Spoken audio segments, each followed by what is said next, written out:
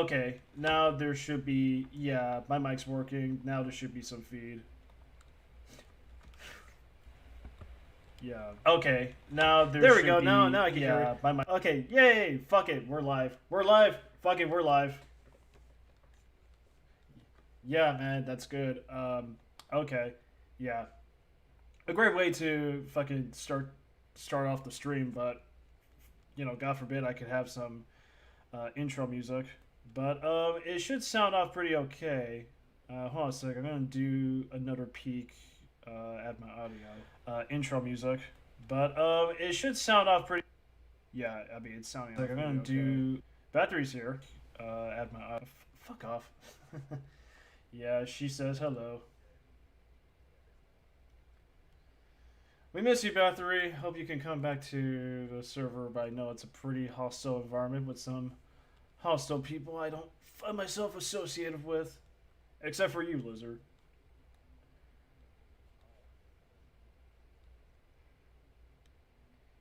Well, it's the usual thing I would expect, because I got into another wall chat like argument with somebody. In fact, it's somebody who is. I had these heated arguments, on rare occasion, mostly because it's just coming from him. Yeah, I know, Bathory.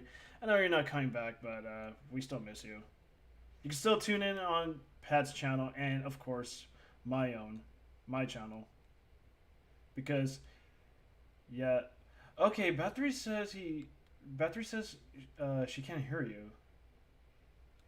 Yeah, let me check what's going on. Yeah. Okay, Battery says. Oh, okay. Wait. I think I know what's going on. Shit. It's probably my Discord settings. See, it's just like checking settings everywhere. I find very annoying. Yeah, here we go. Okay, output, real. Okay, that should work out this time. This time it should work. All right, go ahead and say something. Okay, that should. Can you work hear me out now, this time. Bathory? This time it should work. All right, go ahead and say something. Can you that should can you work hear me out now, this time. Bathory? Real well Yeah, now. there you go. Yeah, I just heard it. You're good. Okay, we're gonna have to do this from scratch again. Fuck it, we're live. We're live. Take 3. We're all good now. Yeah, this is take 3. I mean, this is not a Fincher or Kubrick movie where we could do like 50 takes until we get it perfect. Now, this is an Alejandro Iñárritu movie, which is all one shot. Yeah, it's all in one shot, man. There's no crazy camera work. It's just a still image of myself and your initial drawing that I requested out of you, so I could get a wallpaper together for our stream. But yeah, you just posted your colorized version. Which is a completely different picture. Yeah, Because it was a completely different one, different I was different pose. I was looking for the original photo that you photo drawing that you were using in that one. But I found that one instead, and I thought that one's a funnier one. I'm proud of that one, and at least that one's colorized, so I'll submit that one. See if we can do something with it. Yeah, let me go ahead and find that for you. I think it's interesting that I could probably just like ditch the wallpaper for now, and we'll just search for that one. Cause yeah, you made it out to me, and it's on it's on the Twitter feed as well. You posted it on Twitter. Yes. Yeah, where is that? Where's that fucking thing? There it is, man. There it is. There's that lovely mug. It's a I work don't of know why I art, man. added. I don't know why I added chin hair to him. I thought that was just more accurate to how I actually looked. Well, I was proposing this because we both hate TLJ. I think your name should be Terrible Lizard Jedi. TLJ, and you could give your raptor like a fucking beard like Luke Skywalker, have him dressed like in that outfit that Luke wore throughout the whole movie, and then you could draw yourself milking the tit from the fucking seal. The big lethargic seal monster. Yeah, that's the other Patrick's favorite addition to any Star Wars film. Yeah, His name man, Pat it's Willems. not the fucking Adam Walkers. It's not Yoda in Empire. It's not Jabba the Hutt. It's not the Gungans. But his favorite thing is the fucking seal titties in the Last Jedi. Who doesn't enjoy some seal titties? I mean, am I the only one? I mean, And if Pat you are, Williams? but to everyone else, if they don't like it, then they're boring and people that Pat Williams doesn't want to associate with. Exactly. See, I'm going to embrace this new TLJ persona, where I'm just going to be a rabid Last Jedi fanboy and apologist. Yeah, I can't If even it, be like I can't even be like mad at Patrick Williams for that video because I think there are a lot worse takes that people have thrown out. But that video has grown to be such a comedic delight of how certain he is about his takes. yeah, that clip in itself just personifies the whole video. Just no real self-awareness, just shitty takes all around. Yeah, I'm starting to believe at this point I it is kind of self-aware because there's no way like yeah, Pat Williams. There's no way that he's obviously that serious because he's clearly trolling from the nature of that video. It's just the way is he he? goes back and forth. He's very inconsistent with certain things that he talks about. True. Maybe it's just the fact that he talks dead seriously throughout the whole thing, and he's just 100% like serious about what he's talking about that makes it seem like he's 100% convicted on what he's saying, Mm-hmm. even if it is self-aware. I don't know. I don't really watch the guy. I've just seen that, Well, here's and I the think that thing. after I saw that, that's the only thing I wanted to see. Well, here's the To be thing. honest. His later Star Wars videos, like, they're just an excuse of him just to pour out his love for TLJ. So maybe he's not trolling after all. And there was a moment where he made a video about Kiki's delivery service that I was very hesitant to watch because the title was Kiki's delivery service and YouTube burnout. But I'm just like, what the fuck is that? How does that relate to YouTubing? And then I saw it, and honestly, it's not half bad. I was kind of surprised by his execution of the video with that topic he labeled. I mean, you could hate the guy, but you know what? You could like some of his videos, depending on what Oh he yeah, puts out. he seems to have like good production, and that's a Well, that's major a lot of plus that these YouTubers, man. I'll give him. That's a lot of these YouTubers, and I kind of missed out on that conversation last week with Space Jam 2 because there was a moment where I had to just get some sleep, and I kind of ducked out of the whole conversation about YouTubers and video essayists and content creators. But that's a lot of these uh, video essayists, man. They put in like clearly they took some schooling, they put in some production value on their videos, but in terms of just like the substance, like they have very shallow or just really bad takes about certain things, depending on the movies that they're covering, and clearly it's just a vehicle for them to get some exposure, sponsored by Skillshare or whatever the fuck that they're promoting, or just Right. stroking whatever YouTuber that they're associated with, man, because um, I mean, that might be in the context of like back then when Just Right and Pat Williams blew up with their Last Jedi content, but I think nowadays it's just become like I think nowadays it's more accepted that Mahler's influence on pretty much just like content creation just led to like a wave where there's like people who aren't like Pat Williams or Just Right who buy into bullshit. They actually look at media under close scrutiny, and there's also like some uh, some follow up podcasts inspired by EFAP, where you have like the South Podcast, you have the Thumbcast by SK Comics, and you also have an offshoot of EFAP called Ecom Subtle.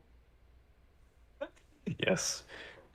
I wouldn't have missed it. But yeah, no, you did seem very very bugged. On the other Please Rewind's live stream, you did seem tired. Yeah, man, But because I was same with this week, dude. I was just on a well, right now I'm okay because I could talk and stuff, and I could probably we're gonna dig into the real meat of the we're gonna dig into the real meat of the bone here. Because yeah, I was working like a 4 day double binger, and on a Friday where I just had my day job, I just drove all the way to Pat's place for us to do our Space Jam podcast shoot, and I rewatched like the first 2 hours of that whole episode, and I noticed my mic feed was pretty low. I didn't really notice, and in fact, I didn't really Is check the YouTube feed to let Pat know that, my mic was pretty low. We could probably just turn up the gain that way. And granted, that's not me being tired. It's just like the mic was pretty low on my part, so I sounded pretty quiet. yeah. Yeah, Well, I did notice your audio was coming out of like Pat's channel. yeah. We were all on we were all on the voice we were all on the voice chat, but when your audio was going off, it was coming out of uh it said that Pat was talking. And I was like, that's probably why it sounded a bit muffled or or a bit low, or is that some sort of feature that I'm I mean, if too I would have not known tech savvy to sooner, understand? if I would have known sooner, I would have just have him like turn up the gain. That way, my feed could come in. But yeah, we were just sharing the same mic. Oh, okay. Yeah, but yeah, I mean, Yeah, that makes sense. despite my input on Space Jam 2, I was really out of it at some point that night. It was a fun stream. I'd never really done much something like that before. Yeah, man, it was cool having you, join us for a episode, and you kind of shocked us and made us laugh with your Mahler impression. Yeah, that was unexpected because I never thought that I sounded like him until I like. Do you know when you hear yourself back, like you play audio back, like especially over like when you record yourself, you're like, wow, do I really sound like that? Because when you speak and you hear yourself talk, you're like, I think I sound a certain way, but then you listen to yourself and you're like, I sound ridiculous. I've noticed, yeah, I sound a lot like Mola, unintentionally, but yeah, I know I'm glad we got a whole lot of mileage out of that because no, it was wonderful. Your YMS Adam impression was also spot on. If I can, it got me too. I wouldn't go that far. I'm probably underselling myself. I think anyone who could, I mean, it's just like it's like doing Lois Griffin. You could just like wind your voice up a bit, or just give yourself like He a nasal fucking jump. he does sound like Lois Griffin. Peter, your movie sucks. Like it's it's a sort of like high pitched, like very feminine. Yeah, I love it. Yeah, I think like anybody could do YMS. I wouldn't be convinced of someone like, because I think there's a lot more inflection to YMS that I'm probably missing in my impression, and I think somebody would probably nail like a good uh, mimic of YMS in the way he talks. You probably need some Canadian inflections in your impression. That's the only probably like a piece of advice I'd give. Maybe make him sound more Canadian. Yeah, I probably had to just do my research, like watch his shitty Sardonicast podcast. Yeah, I've only watched one of those, and I've never watched any more since. The novelty of like seeing all three of those people in a podcast, I was like, oh, this will be good, and I was like, actually, Yeah, I was this very is not excited, as man. good. I was very excited because I liked Ralph the Movie Maker the most out of the three, and it was good to see that him, Alex from I Ate Everything, and YMS were doing like a little gig together. So I thought, okay, this is gonna be fun because that was like when they were at the height. I would say not so much now because of circumstances and where they're at, but I did watch a couple episodes, and slowly but surely, I got really bored of the conversations I had when they debuted around 2018.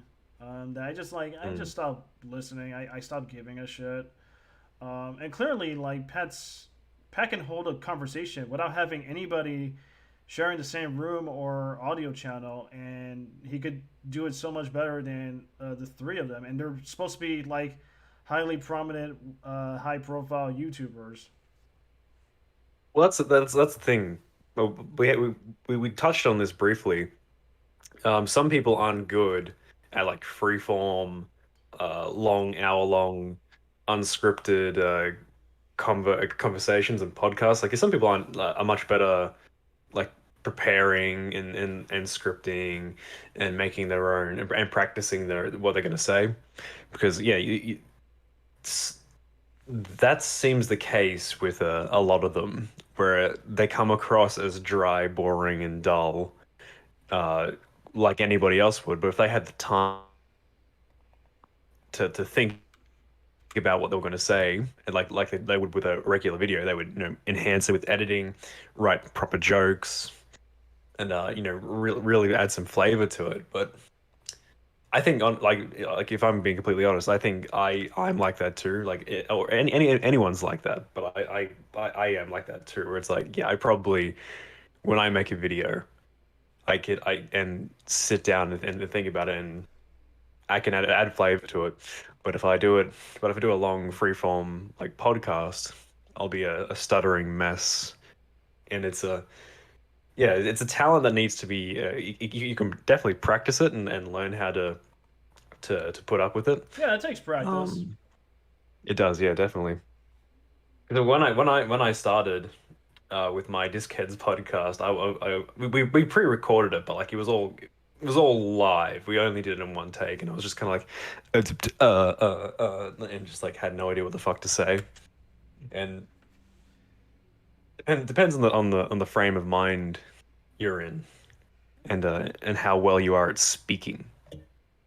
Yeah, speaking And of a lot, I Discats, get we didn't get your full official list with the best movies. What was that? That April Fool's joke, that unfinished April Fool's joke. I really wanted so much more out of.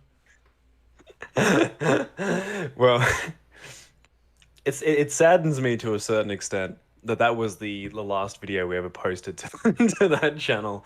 Um, we are going to hopefully very soon boot that back up. We've just been kind of busy with uni. But I you were one of the first people to DM me and be like to DM me about that video and be like you fucking got me. Is yeah the majority of that video is just radio silence, and every now and then Lachlan will chime in and be like, the Van of Truth will chime in and be like, "Are you there?" Like every 5 minutes. Yeah, it was a good idea, but it's a it's kind of hard to recommend the channel now because like, most people, if you recommend the channel, they'll click on the first video that pops up, and that's gonna be the first video that pops up, and they're gonna get a big surprise. So yeah, we're gonna hopefully boot it back up in like maybe the following months. Yeah, hopefully, dude, because that seemed like I like the title too, Discats, and yeah, I was thinking like yeah, and then I kind of forgot for a while that you had that podcast going on. It's like, like, are you still in touch with them? But yeah, based on what you said, you're looking to get back on there and reboot it at some point. Yeah, I moved in with the guys, so it should be a much Nice. easier thing to do now. So the yeah, we're planning on if we're gonna do it, we're also planning on having a few more guests. So Okay. yeah, so if you want to, you're welcome to come on the Diskhead podcast at some point in the future.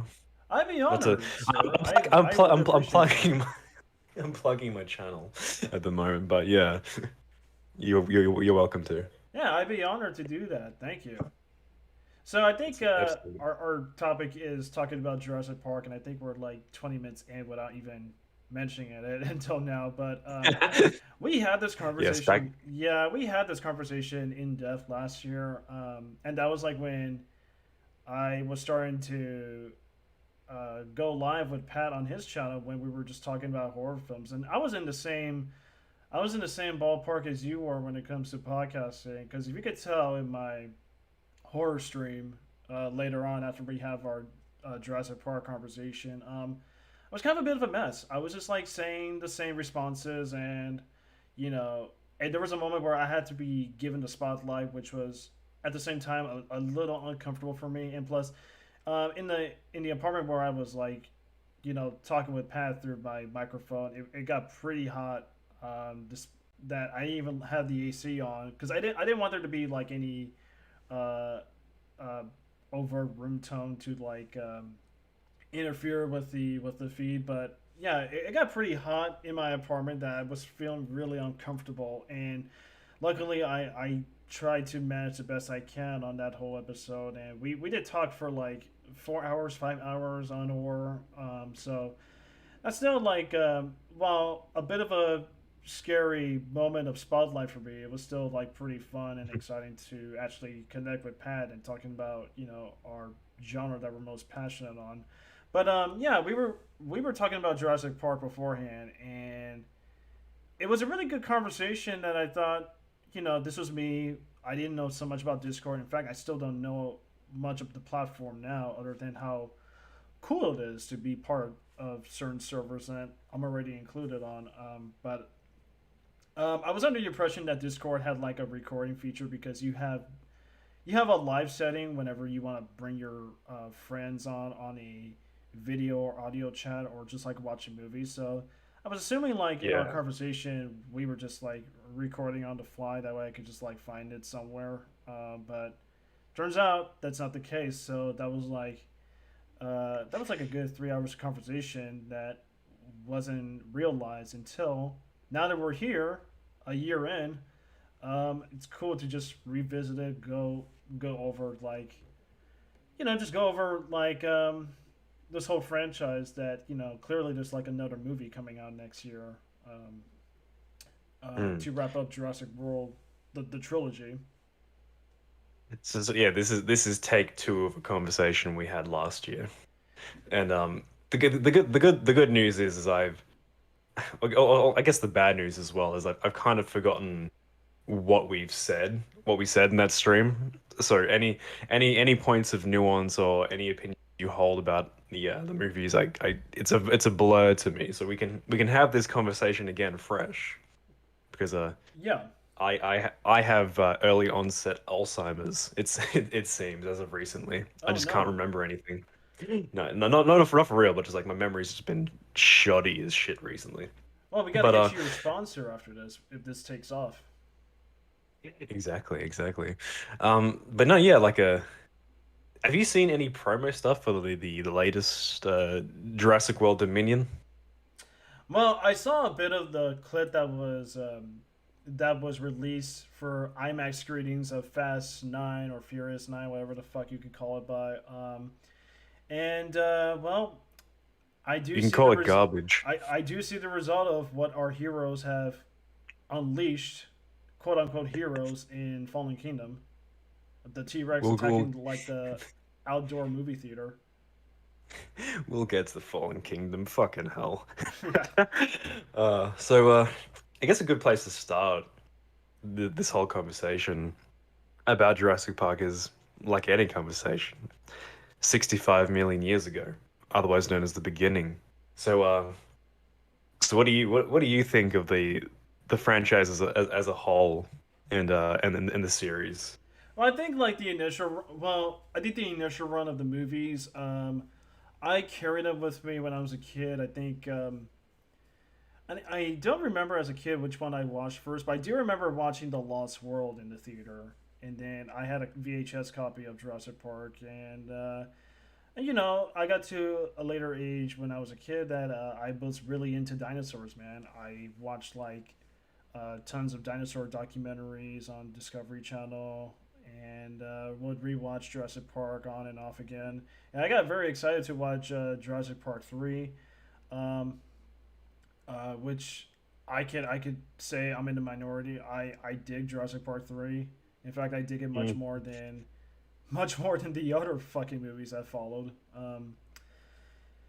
You and I in agreement, and this is an opinion that not that I've been chastised for, but I feel like we're kind of in the minority on is that I think like I don't really like Jurassic Park 3.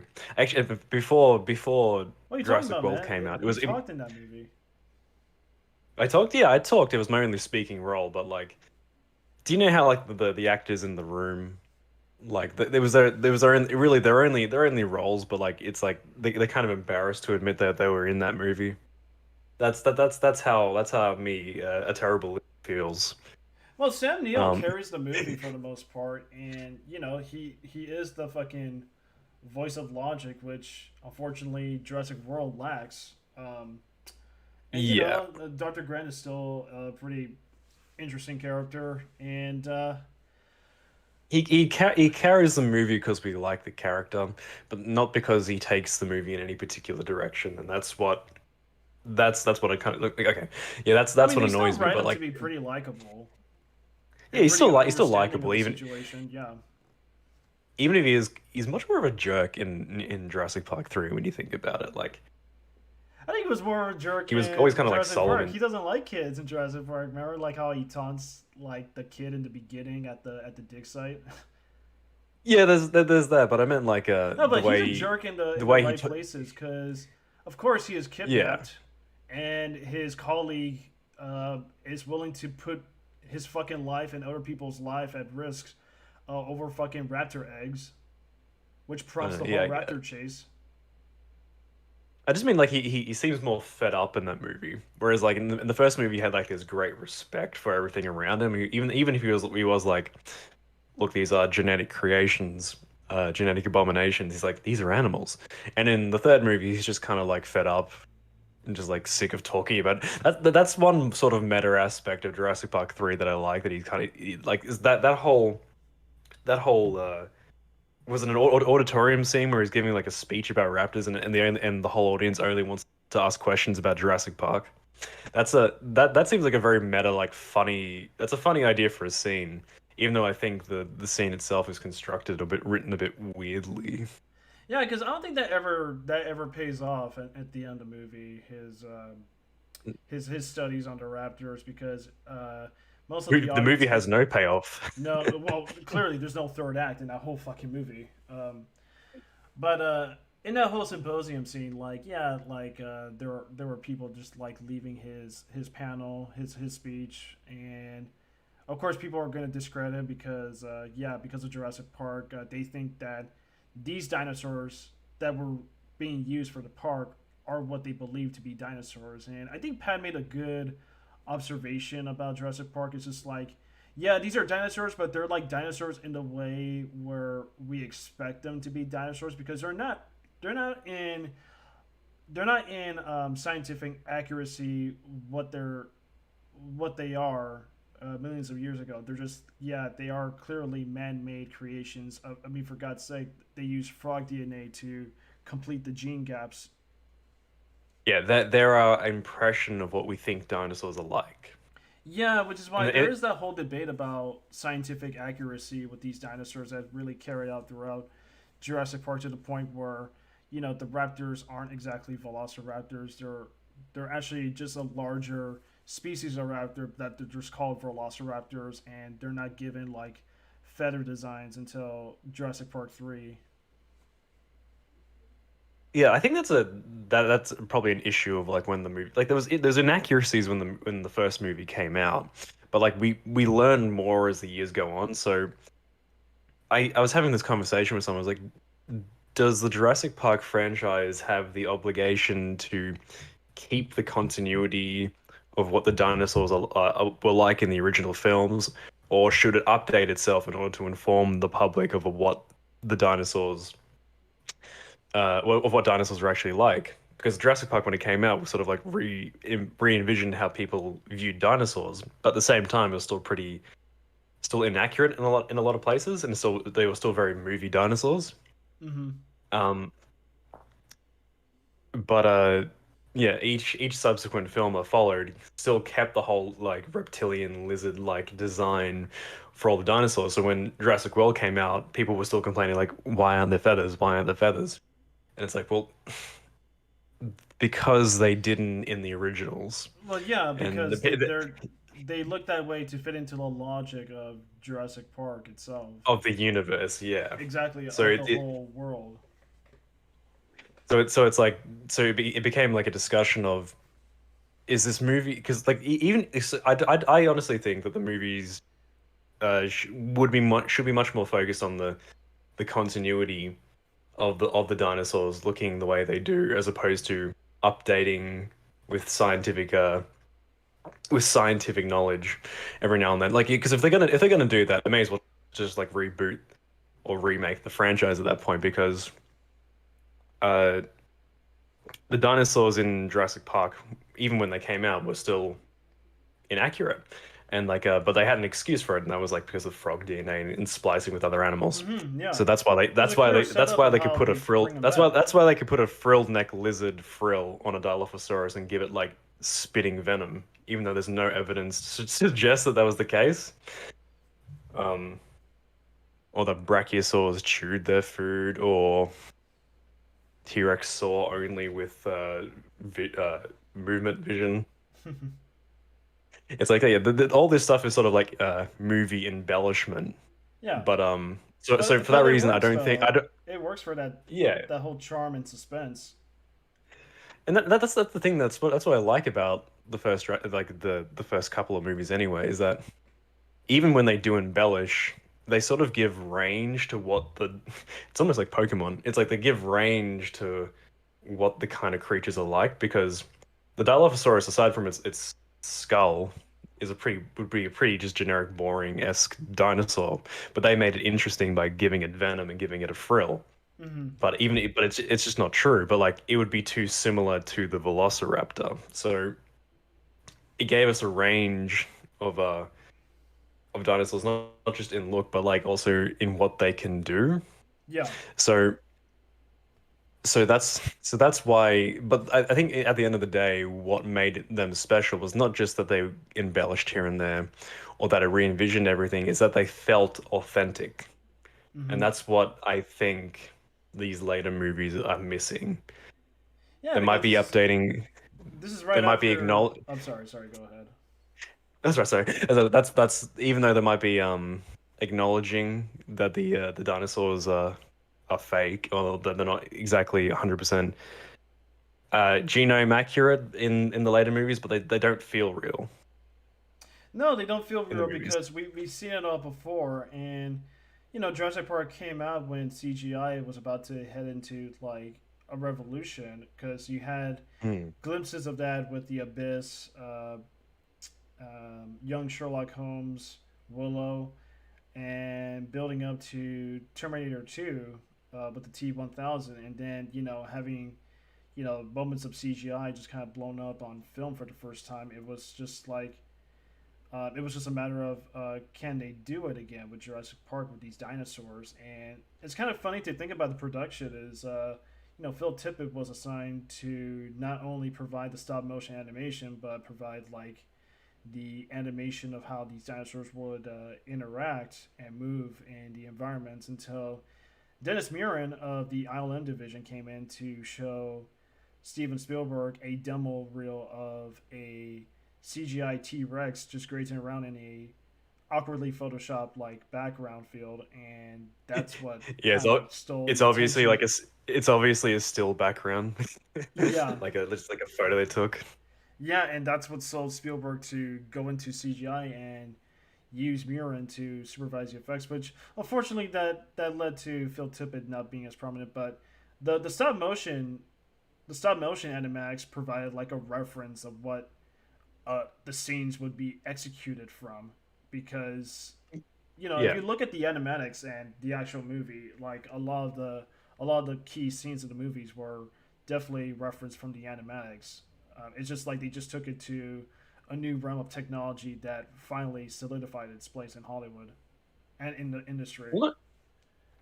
well, no, not only that, but I think Phil Tippett, um, sort of reinvented his job a little bit because not only did like yeah, he famously said, "I think I'm extinct" when he saw the CG footage, Mm-hmm. but he there was a I think they invented just for the movie like a stop motion esque puppet Yeah, that had like motions that had like motion sensors on it, like so like they yeah. could do It's certain like a scenes puppet and rig. animate it. Yeah, it's like a puppet rig Yeah, that they just like moved around, so that way when they convert the image, you'll see like the rendering of the dinosaur skin. exactly. Yeah.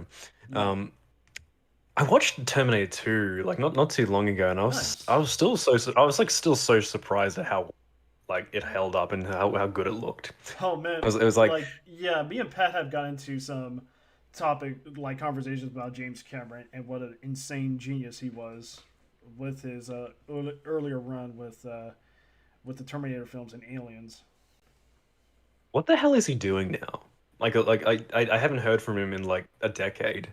I just see him pop up on like a Terminator promo every now and then and be like, I start to see things I recognize. And that's or like he's just deep sea diving. Like is he making the Avatar movies or is he just fucking around being rich? Like Well, I don't like here's the thing, Pat's very optimistic on those Avatar sequels. I'm not sure what he's gonna do with the Avatar sequels because considering that Avengers Endgame was like the big movie that was able to outgross Avatar for a moment because they re-released Avatar so that way James Cameron can still be king of the world. Um, uh, that was the biggest fuck you China like has done to the box office recently. Just kind of like we're gonna re-release Avatar for no particular reason, I just know, so we can like beat Endgame again.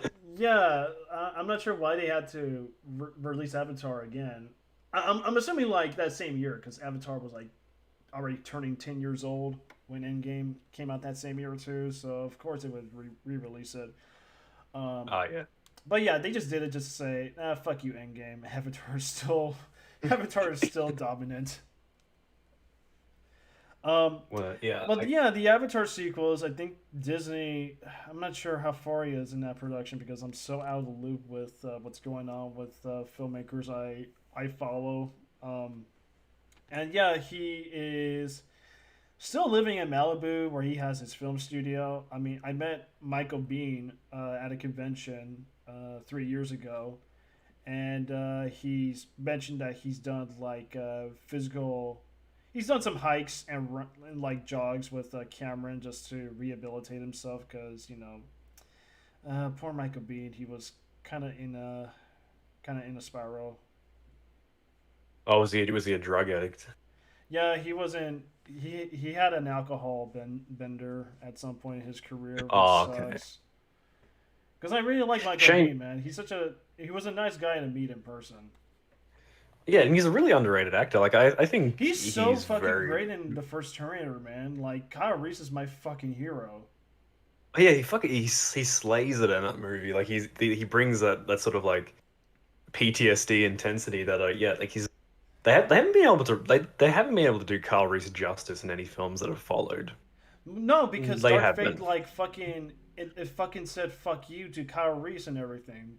Like Kyle Reese died Mm. for nothing according to Dark Fate, and that pissed me off. Dark Fate, yeah. My housemate said he watched the first 10 minutes of a Terminator 6 Dark Fate, and he said, "Yeah, that's enough. Goodbye." Yeah, of course, because After the intro of that. yeah, because that fucking prologue would like piss anyone off to not even like, it's like with like Last of Us Part Two. It's just like you kill off Joel in the most unceremonious bullshit, heavily contrived, fucking nonsensical way that's completely out of his character for them to earn that. Like, how the fuck do you keep on going? It should have been. Do you know how like Terminator 5 was the one that kind of like played with the timeline, and they were trying to do that whole Doctor Who bullshit? Yeah. If that's the only time you could like make, I reckon you could make the uh we're gonna kill off John Connor in the first 5 minutes of the movie premise sort of work, as opposed to just making a run of the mill sequel. If Mm-hmm. you're gonna fuck with, if you're just gonna fuck with the timeline and be like reinvent itself like the way Terminator 5 was trying to but failed to, that's the only time you could really it would really work in my opinion. But like just being like, oh, John Connor got shot. Sorry, is a yeah. It just seems like desperate and insulting. Like shock value for the sake of shock value. Like, oh, here's this character. Yeah, it felt very like D&D. Like when Well, D&D like it's ran very out of source material in subversive. Game of Thrones. Yeah, it's very subversive on expectations. Mm. And that's kind of weird going back to James Cameron because James Cameron made a fucking fuss about killing off Hicks, Newt. Yeah, just Hicks and Newt because, well, Bishop lives to an extent in Alien 3. He made a huge fuss about that, how it ruined, like, the accomplishment that the characters work hard to achieve at the end, by the end of Aliens. And so Mm. here he he kills off John Connor. Like, well, not really. I'm not sure he pitched that idea, but he produced and co-wrote a film that kills off John Connor. The reason why the first two Terminators exist. Yeah, I don't get No, I it don't either. get it, and Like, that's very Cena of Cameron to even let that happen. It just feels like Ridley yeah. Scott or George Lucas not understanding their franchises and the core value of them. I don't think he care. I don't think he cares anymore. Like if like when you see promotional material for like the latest Terminator movies and like the one where he's like promoting Terminator 5 and he's like, I'm starting to see things I recognize. Like he doesn't care anymore. He was done with it with Terminator 2. Like he'll bankroll them and he'll be like, yeah, you guys can do whatever you want. But like he's told his story. He knows what's up. Yeah, and And that's and very and sad. Alien 3 is so much better than fucking Terminator 6 Dark Fate. Oh yeah, I'm sure because that's a nihilistic film by its nature. Exactly, yeah. It's not So like nihilistic in a way where the filmmakers. Okay, yeah, I can see how people got pissed about retconning the ending of Aliens, but to the point that that movie was reaching, depending on which cut you're looking at, it is about like hopelessness to the point where you know, uh, like it's hard for me to phrase it, but what happens with Ripley, it's just like Ripley can't really have a happy ending in order to no. stop the alien from wreaking havoc again, wherever wherever they take the character. Well, that's what her sacrifice is all about, and Exactly. that's Yeah.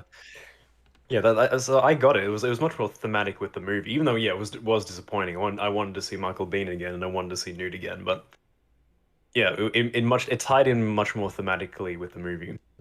Yeah. I Uh, wonder how Michael Biehn feels about what happened with Dark Fate, because with Dark Fate. Oh, he's the reason why John Connor had to exist. Excuse me. He had to exist. Oh my god. He had to exist in the fucking first place, man. I would like to know his input about that if I were to meet yeah, him. yeah. He exists, and he made him exist through some weird incestuous time loop. I don't remember. It's like I'm gonna send myself back to the past to impregnate a woman with my son, who's then gonna tell me in the future to impregnate him. Which is the only thing that I can really pick apart with the original two Terminator movies is like the whole that's a glaring time travel plot hole that just like makes my brain spin. But other than that, I mean, time they're travel extremely movies tend solid. to leave itself open for plot holes, but you kind of still get like the thematics with time travel movies like Terminator and Back to the Future because they don't really abuse time travel. The time travel device itself, it's there just for a setup, and then you get like Yeah, the exposition where we go from there. exactly. Hmm. It reminds me of speaking of killing off John Connor and killing off Newton Hicks. It reminds me of the beginning of like people felt the same way at the beginning of Jurassic Park 3 when Sam Neill and Laura Dern weren't together anymore. And they were like a neat little fake out where it looks like they get together and Yeah, had kids. yeah. That's a thing I hate about franchise continuity. It's just like they have to like retcon moments or moments of catharsis in order to like fit a new narrative in. I really can't stand that. I hate that. Yeah, like but that I can understand getting more annoyed with because it wasn't like Alien 3 where that was kind of thematic. It was much more like Dark Fate where it was like isn't this subversive? It's like I get it, like yeah, not every relationship works out, but it's like yeah, the optimistic feeling you got at the end of the first film where Sam Neill lets go of his disdain for children and is possibly even wanting to start up a family with Laura Dern. Well, that was the ending that that's the ending for Dr. Grant. It's just like yeah, he's letting go of his own vision about pursuing things that existed millions of years before we did, and look to the future of what we got now, which is humanity, and through his relationship Exactly. with Sarah Harding, fuck, with Ellie, with Ellie and Lex and Tim. It's just like Lex and Tim are just like surrogate children devices to push Grant to open up the possibility of having a family of his own with Ellie. That's why I find the beginning of Jurassic Park 3 kind of a bit insulting, where it's like, yeah, he's like rejecting, like, yeah, there's the whole symbology of him throwing away the claw, where he's like, yeah, the Yeah, so present's now more he's like back important at to the where moment. he started in the first movie. Exactly, yeah, he's worse off because like he I mean, doesn't have any he's still kids. not bad. He's not a bad character how they wrote him. It's just like, yeah, that No, he's just more bitter, which is like yeah. that's what I brought up initially, where it was like when he's in that symposium and they're asking questions, he kind of like dismisses his experience at Jurassic Park. He's like, they're just genetically engineered theme park monsters, but in the first movie he was, no, these are majestic creatures. It's like I don't understand why he has such disdain for them. Like I get it because they try to eat him, but like he was just like now he's just like fuck them. I don't care about them, and he's got his head like buried in the bones again. Uh huh.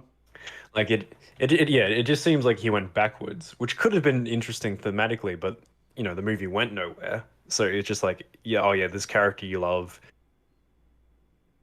just broke up with his with his girlfriend and is now in a bitter shitty place, and then is no different at the end of the movie. Um, Yeah, there's no real takeaway by the end of Jurassic Park 3 because the film doesn't really provide an actual takeaway to end with. yeah, Um, from our last conversation, you actually read the book of Jurassic Park, I've read both of them. Yeah, and yeah, the they're Lost World was just like the bastard child that clearly was made for money.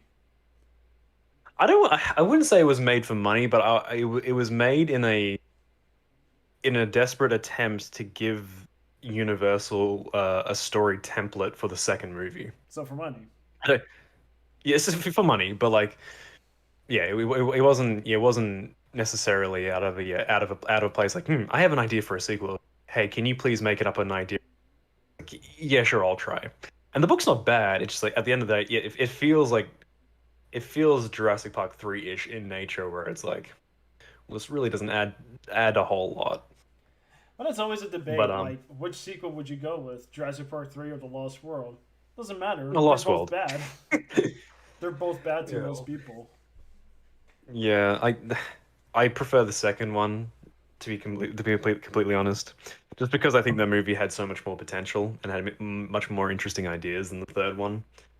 But I get why people like the third one more because it's shorter, more compact, and much to the point, Yeah, Jurassic Park 3 doesn't waste intense. any time. It's just like it doesn't No, have much time to have a fully concise story. because there is no story. It's the setup is just go to island, rescue kid, run from dinosaur, Well, I'm and that's. fine with just like a simple B movie premise of these characters that crash land onto uh Oh, me too, me the too. island of dinosaurs and then they have to survive. I'm all for that. It's not Yeah, me, like they me had too. to. It's not like they had to go back to the island for whatever fucking reason to have a plot. What? Yeah, no, I get that. Like, a simple little outing where it's just a simple premise. Like, I'm not against it. It's just if you're gonna do that, you should at least make the characters you're with much more interesting. Yeah. And the only Well, interesting granted, character they they go to had, the island to have a plot anyways, but I mean, it's yeah, like maybe if you yeah, could work around the movie where they just don't actively go to the island in the first place, but like some sort of like occurrence has them like trapped in the island. hmm. Well, that's the thing is like, yeah, if there's something like thematic still going on, or if there's much more interesting character stuff, that would make the simple premise much more interesting than just a bunch of annoying characters you don't really care about. But the original premise for the not really, there's actually several different like script ideas, but I remember one of the script ideas for Jurassic Park 3 when it was in production was that Grant it was basically like two storylines. There was the teenagers trapped on an island and they're trying to escape, blah blah. And Grant's on the mainland in Costa Rica, like studying like dinosaurs that are washing up on shore, which is like a theme or an idea that pops up in the book. Um, because the way the books present the whole dinosaurs getting to the mainland was much more like an ecological disaster. Like it was very like subtle and like a uh it was like rats aboard like a plague of rats aboard like a fleet ship. That's the way they were getting onto the mainland, and then it was like, oh, now this species is getting introduced to the like it was in. Whereas with Fallen Kingdom, it was just like, oh, let's just haphazardly release dinosaurs into the world, and now suddenly they're everywhere. Like it was a yeah, the concept of like mainland dinosaur integration with the ecosystem was done much more like in a scary way in the book.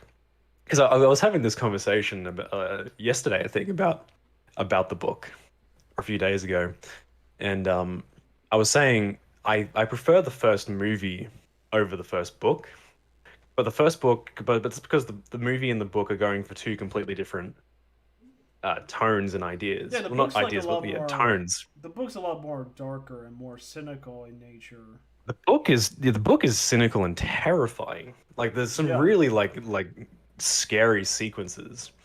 Nedry's death in the book is terrifying. It genuinely is like Nedry's death is like much more violent and just like I remember reading being like, oh fuck, that's like as a young guy I was like, oh, this is terrifying. And that like it was kind of scary in the movie, but it was PG-13, so it was like big scary bloodless and noise, blood. Yeah, bit bloodless, yeah. yeah, But because yeah, that, in the that's book it's the like, that's the oh, thing I've questioned. It's just like, why hasn't any studio done like an R-rated, like simple dinosaur stalker horror thriller approach with just dinosaurs in general? Because Universal owns Jurassic Park, they own like the trademarks of Jurassic Park, but dinosaurs, you like Hollywood can make dinosaur movies. You can have like I pitched this to Pat. You could have like and this is like a proposal of mine. You could have a movie that either has the approach to Aliens, where it's like a bunch of people stuck in a facility, and they have to like survive against dinosaurs, Carnosaur Two, or you could have like a Predators approach, where you could have a couple of people like interchangeable characters, but actually like develop them stuck on an island, and they're stalked by dinosaurs. And doesn't have to be like a. You don't have to like blow your budget. You don't have to like show every dinosaur. You could handpick specific dinosaurs, and it turns out the plot twist is that they're part of this whole reality show where people want to see interchangeable people being hunted by dinosaurs. It's kind of like one of those reality survival shows. like But Hunger at the same Games. time, you want to make the characters stand out. Mm. It's just like no Imagine one dares to try to make like a good R-rated like dinosaur movie with actual production value behind it, because you have a bit of a run with like the Corman B movie stuff like with Connoisseur, but perhaps with like better puppetry, better plotting, um, you could probably nail it. No one's ever attempted to do like a grim, edgy, hard R dinosaur movie. Running Man with dinosaurs sounds like an interesting that'd be like a good like B movie idea. That's cool, but I think it's because like if you were to do a premise like that, people would be like, this is too similar to Jurassic Park. It's kind of like it's like shark movies. Shark movies and dinosaur movies now straight to DVD schlock filler. Hmm. Um, Stuff. So like whenever you see anything dinosaur related, it's like they're either in a movie for 2 seconds, or if the whole idea is about dinosaurs, it's either a shitty like animated kids movie from Korea, or like a terrible like asylum movie, or like a Roger Corman movie. Same with sharks. It's like if a shark movie comes out, people will instantly compare it to Jaws, and that's what Jurassic Park has done. Where if a dinosaur movie comes out, people will instantly compare it to Jurassic Park and be like, oh, it's nowhere near as good. So that's why I think studios just maybe refuse to do it. It's like they don't want it to be compared to to something else. Well, I just think of the novelty of dinosaurs, where dinosaurs are still as popular as ever, man. Jurassic Oh, they World, are. both one and two, like they grossed like over $1 billion, and people are still buying dinosaur merch with Jurassic World out of like a Target store and stuff. Dinosaurs are still booming, man. So like, I kind of wish that uh, the device with dinosaurs can be explored in much more edgier territory. Mm. Like a Pacific Rim movie, but with dinosaurs. That would be cool. I mean, Godzilla's technically. I guess you can make the argument that Godzilla's technically like a dinosaur, and he's still Yeah, making movies. kaiju and dinosaur. There is a. The problem is that you have to if you base it off a dinosaur based on some sort of reality of what the dinosaur is. Hmm. With Godzilla, Godzilla, you can bullshit a lot because they're big monsters that are kind of dinosaurs. With actual dinosaurs, it's like, well, I can't just make up anything because I need to base it on something so I can call it a dinosaur. Because otherwise, it wouldn't be a dinosaur. It would be a kaiju. It would be a it would be a Godzilla movie, which is they're fine in their own right. Godzilla and kaiju movies, but yeah, it's a bit different when dinosaurs actually existed. Yeah, I You mean, can kaiju embellish a little movies bit. aren't doing so hot nowadays because Godzilla King of the Monsters was a flop compared to the first Godzilla movie that came out like 6 7 years ago.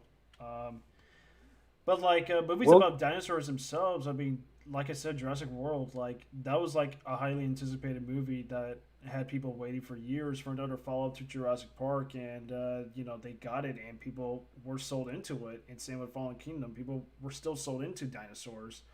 But yeah, it's kind of hard with the novelty nowadays because yeah, kaiju movies aren't doing as hot as standard dinosaurs with the market, and you know well, you Kong did it right, didn't it? Kong versus Oh Godzilla. yeah, well, Kong vs Godzilla. Yeah, that movie did fine. So did the first Kong movie, Kong Skull Island. Yeah, they did fine. So clearly there is Well, somewhat of a market with kaiju movies. It's just like it's not as prominent as like Jurassic Park. yeah, you just have to have Big Monkey in your movie to sell your kaiju movie. But But like, yeah, the I just shocking thing is, Kong Skull Island. That's like if you want to take it to like silly B movie nature, Kong Skull Island is just like that's the movie I wish the Jurassic World films were like. I wish I kind of wish the Jurassic World films were much more satirical. Like Yeah, because that's the thing when. there's a hint. Go ahead, man. I'm sorry. Oh, sorry, you were cutting out a little bit, so I didn't know we were talking. Sorry.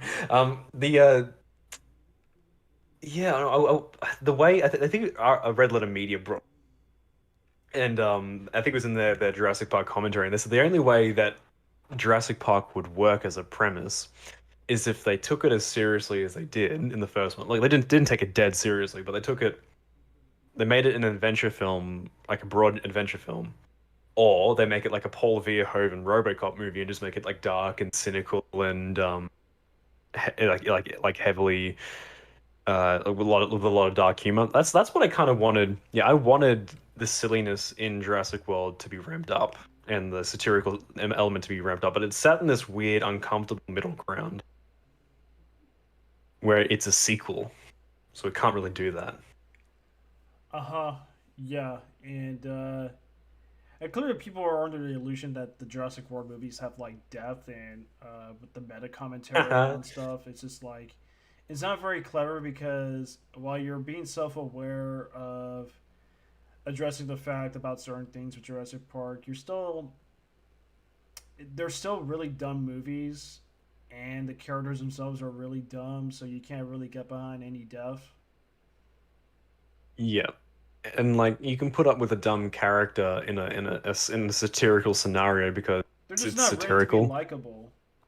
Yeah, I mean, Claire Dearing's not likable. Chris Pratt's character, I mean, he's likable to a point, but he's written to be very chauvinistic, and I don't want to play like the sexist card. But yeah, like the interactions between him and Claire are just wildly uncomfortable, and I don't understand why they're together. Um, and No, the there's just chemistry no doesn't really. the movies don't really lack an argument of why the stuff is happening is going on. Because there's not like a centerpiece. There's not like a voice in the Jurassic World films that would lead to dramatic conflict. Because like no one says like you hardly have any character to say no about the idea of creating a hybrid dinosaur. You don't have anybody saying no about the idea of letting loose dinosaurs across the mainland. Everyone's all complicit. Exactly. No one gets reprimanded. Like, well, people do get reprimanded, but they have like really bizarre and shitty excuses that everyone's like, I'm like, oh, okay. Like, I still laugh to this day when I watch the first Jurassic World and I hear like the villains talk. Like Vincent D'Onofrio in that movie when he Yeah, sees I the remember the yeah Vincent when he D'Onofrio see shot. yeah when he sees the pteranodons attacking like civilians and he's like fucking and he's like smiling with glee. I'm like, what the fuck is this? Yeah, And this is all happening. It's gonna happen to my this, favor. I'm gonna use the Raptors, and then I'm just gonna like bail out at the last minute for reasons. yeah, I was like, okay, is this character like a secret psychopath? Because that would be interesting, man. But no, he's just like the character's just an opportunistic, like not warmonger, but like an opportunistic like businessman. But he's like smirking with like glee destruction. He's like this is a cartoon character. But Yeah, and they try to Doctor add some like uh they try to add some humanity to him in where he like tends to one of the captive raptors, comparing it to like a dog that bit the hand of his ex-wife or something that yeah, that he states in exposition. that's a pretty funny that's an alright like villain-esque speech where he's like yeah, Wolf Pup came after his ex-wife. Um, Yeah, but well, she even was like holding like a dog, kitchen knife in one hand, and the dog that he had yeah, like bit the hand. It's very weird, yeah, and yeah. that character's horrible. He's dumber than Gomer Pyle. Exactly. He and Doctor Wu as well. Like I get that he has like a soft spot for military money, that's why he's doing it. But like that whole scene where he's arguing with Simon Masrani in Jurassic World after the Indominus gets let Yeah, loose. He's like was like why like he's forcing him to explain why the Indominus Rex has all these hidden abilities. It's like well when you're making a hybrid dinosaur and the only thing you're you're telling following company everyone in demand. exactly it's like the only thing you told people that's in the dinosaur is T-Rex and then Who everything else I'm asked not going to you? Yeah, tell who you. asked you to design this thing? Why you did? Why did you listen to me? It's killing people. It's so dumb. I know. It It's like borderline parody. it is, and he's like, I didn't ask you to make a monster. He's like, well, uh, to To a canary, canary, a a cat is a cat's a monster. monster. We're just too used to being the cat. It's like, what the fuck are you trying to imply with that? Are you saying that I hate being the cat? Why would you hate being the cat? Like like that. His justification for doing what he did to Simon Masrani was like Simon Masrani should be like, this guy's a fucking nutcase. Like, what is he talking about? He's not making like because all that scene really therefore was just to explain why the dinosaurs aren't scientifically accurate. Yeah, it's just That's there all it was. to set like this sense of intrigue. Exactly. But instead it makes Doctor Wu seem like a massive like brainlet. Oh, canaries and cats. It's like it's like you have a PhD and and you're making this sort of a insane argument. Like yeah, the setup to Jurassic World. This is when like I was sitting in the theater when I was watching it, and like most people had like a fun time I had a fun watching time. it. I'm not gonna lie. Yeah, I had a fun time I watching had it a fu too. I had a fun time watching it the second time because I remember when I was sitting there and I was watching it, it got to roughly about that scene. I was like, I was sitting there and I was kind of like, I wasn't having fun because I was like, this setup is bullshit. And I was expecting something more, but I think going in the second time with like no expectation um made the experience a lot more fun. Um, but no, it's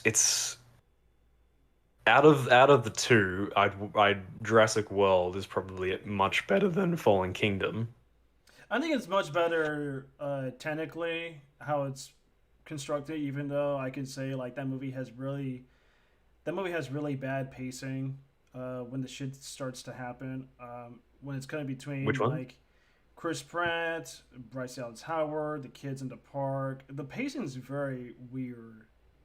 It's very Yeah, weird. it's but yeah, like it feels like yeah, it definitely feels like a rewrite of someone else's story, Yeah, and because that's that's exactly what it was. it's not just Trevorrow and Derek Colony who both wrote it. They had like the story writers behind the Apes reboot franchise, and that's a pretty good leap after working on the Apes franchise. It's just like going back to Jurassic Park and try to reboot it. But I mean, that doesn't really speak well in terms of like the actual quality of the movie. Mm. Did you hear that there was almost like a big lawsuit or a big yeah, Rick Jaffer and Amanda Sillers, the writers behind Yeah, Rise and this movie, but they were I think they were excluded from the credits initially, from yeah. the writing There credits was a of the big movie. deal about them getting studio credit for the writing. Yeah, then eventually they had to put in based on the story of all like co-written by Rick Jaffer and blah blah.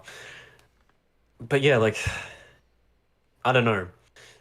This I think the whole reason why this whole series is so inconsistent is when they sold because when they sold the rights to of Jurassic Park to Universal from Michael Crichton, uh they were released pretty close to each other in Jurassic Park in the first movie.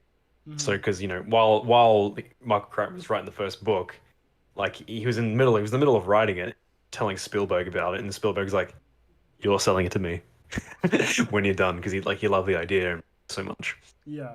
Um, but when they sold it to Universal, they had like a contract or a deal for 6 movies, and the biggest problem is, can you make 6 movies out of a very limiting premise? And you can, but they haven't really done a whole lot with it. And No, I'll give because like at 5 movies already, the premise is completely worn thin. Like dinosaurs aren't very cool. The situations aren't fresh or interesting. The characters got a lot yeah. shittier. The character writing has gotten a lot shittier as each film has come along. So there's really no like genuine integrity between those movies. Exactly, yeah. And I think that's where, and Spielberg kind of, in a way, this is where the Lost World kind of, um, because it's taken till the sixth movie to get everyone, all the dinosaurs onto the mainland and like run amok, which is something I feel like they were very hesitant to do, but like was hinted at in the novels in a much more smarter way. Um, but the original ending to the Lost World was just they were just gonna leave. That's how the book ended. The book ended like with them leaving the island, but the original plan for the third movie was to have a mainland movie, but Spielberg jumped the gun and was like, I'm gonna put the 20-minute T-Rex rampage in San Diego ending to the end of my movie. Well, Well, that just can we explains do why that it's again in three? yeah. That just explains why the Lost World's like oddly constructed as a movie because like the fourth act is just like another movie that's not really like attached to the three acts of the Lost World. Yeah. Well, yeah, but if it was more attached, like it kept some of the characters on the island back in, like if Vince Vaughn's character had showed up, or if the getting to wasn't as quick. Like I think the biggest problem with that whole scene was the fact that it was tonally a bit different. Like the scene itself was much more self goofy. Hmm. Like there's some fun sequences. Like the dinosaur in the backyard Yeah. is a fun sequence. It's a fun idea, but like it feels like a different movie. That's my problem. It's not that they did it. It's that it feels like Spielberg was just being a cheeky bastard and thinking, hee aren't I being clever? And no, you kind of just tacked this on because you gave up. No, what are you talking about? Spielberg's always clever. He's clever, but like it's like that. It felt like a desperate attempt from him to sort of like save the movie that he was losing faith in. Because he said in interviews that he was kind of beating himself up and kind of like losing faith in his own movie, which is a shame Yeah, because like he because had he had this. I had this talk with Pat, and him and Blood Buddy got into a very interesting double feature at their own home. I'm like, a double feature that I could see myself be a part of because they were watching The Lost World and Godzilla '98, and Pat was just like explaining why The Lost World is just like a very terribly like plotted movie, how it's and it's a very ugly movie to his word, and how it's lit and stuff, because I was like, Jurassic Park was kind of like the farewell to the colorful adventure, uh, classic Spielberg adventure that was kicked off by Jaws all the way to Jurassic Park, and then having like a new DP that who's worked with them since Schindler's List. He wanted to make like a dino noir approach to the Lost World, but it was kind of funny, yeah, because Pat was telling me like this movie is so sluggish. I don't really remember the full context of the conversation, but yeah, this movie is really bad. Like the setup is pretty terrible compared to the first movie, because even I agree the setup is pretty terrible. The whole conversation scene, like I'm gonna break down the whole conversation scene between Hammond and Ian Malcolm. So out of all the people that Hammond has brought into the island in the first movie, why would he have any interest to connect with Malcolm again? Because Hammond has shown to have contempt in Malcolm's attitude and his views. There was a line of dialogue that was cut, and it was something like, "You were my biggest critic in the first one, so I'm picking you as as a sort of like sense of irony." Hmm. Um, yeah, the problem is that Hammond dies at the end of the first Jurassic Park book. Spoiler. So Yeah, he does like a the second cynical, evil version of the benevolent, uh, than the benevolent Walt old man that Disney, we see in the movie. yeah, Hammond was like a cynical take on Walt Disney, whereas in the movie he's much more just like Walt Disney. Hmm. He's not like a secret greedy bastard. He's just he has pure intentions. In the movie. That's one thing I love about the movie. Like, I was saying this, like the novel's much darker, but the movie's much more. The movie does the characters much more justice and does the characters you feel for them more. Like the characters can be very bland. In the novel, they're much more cynical. Hammond is a much more interesting character. Like he puts on this sort of fake persona of like the Walt Disney sort of like, I'm the old grandpa, the rich old grandpa who like is making a theme park for kids, but he's like a secret like greedy hungry bastard. Well, in the movie he's genuine in his passion, but he's just like, he's an old man, a stubborn old man. That's his character flaw. But because he died, the second movie um kind of needed him to come back to set the plot up. Whereas in the second book started off with Ian's the one who just sort of eventually discovers the island. He's the one like setting out and trying and finding out all about this secret hidden island.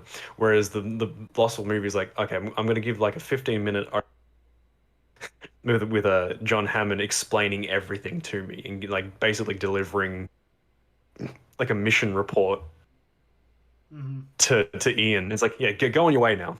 Yeah, Where it's very weird, that whole conversation, because like the conversation that the conversation is followed up with Hammond contacting Malcolm's girlfriend. This is like the conversation goes like this.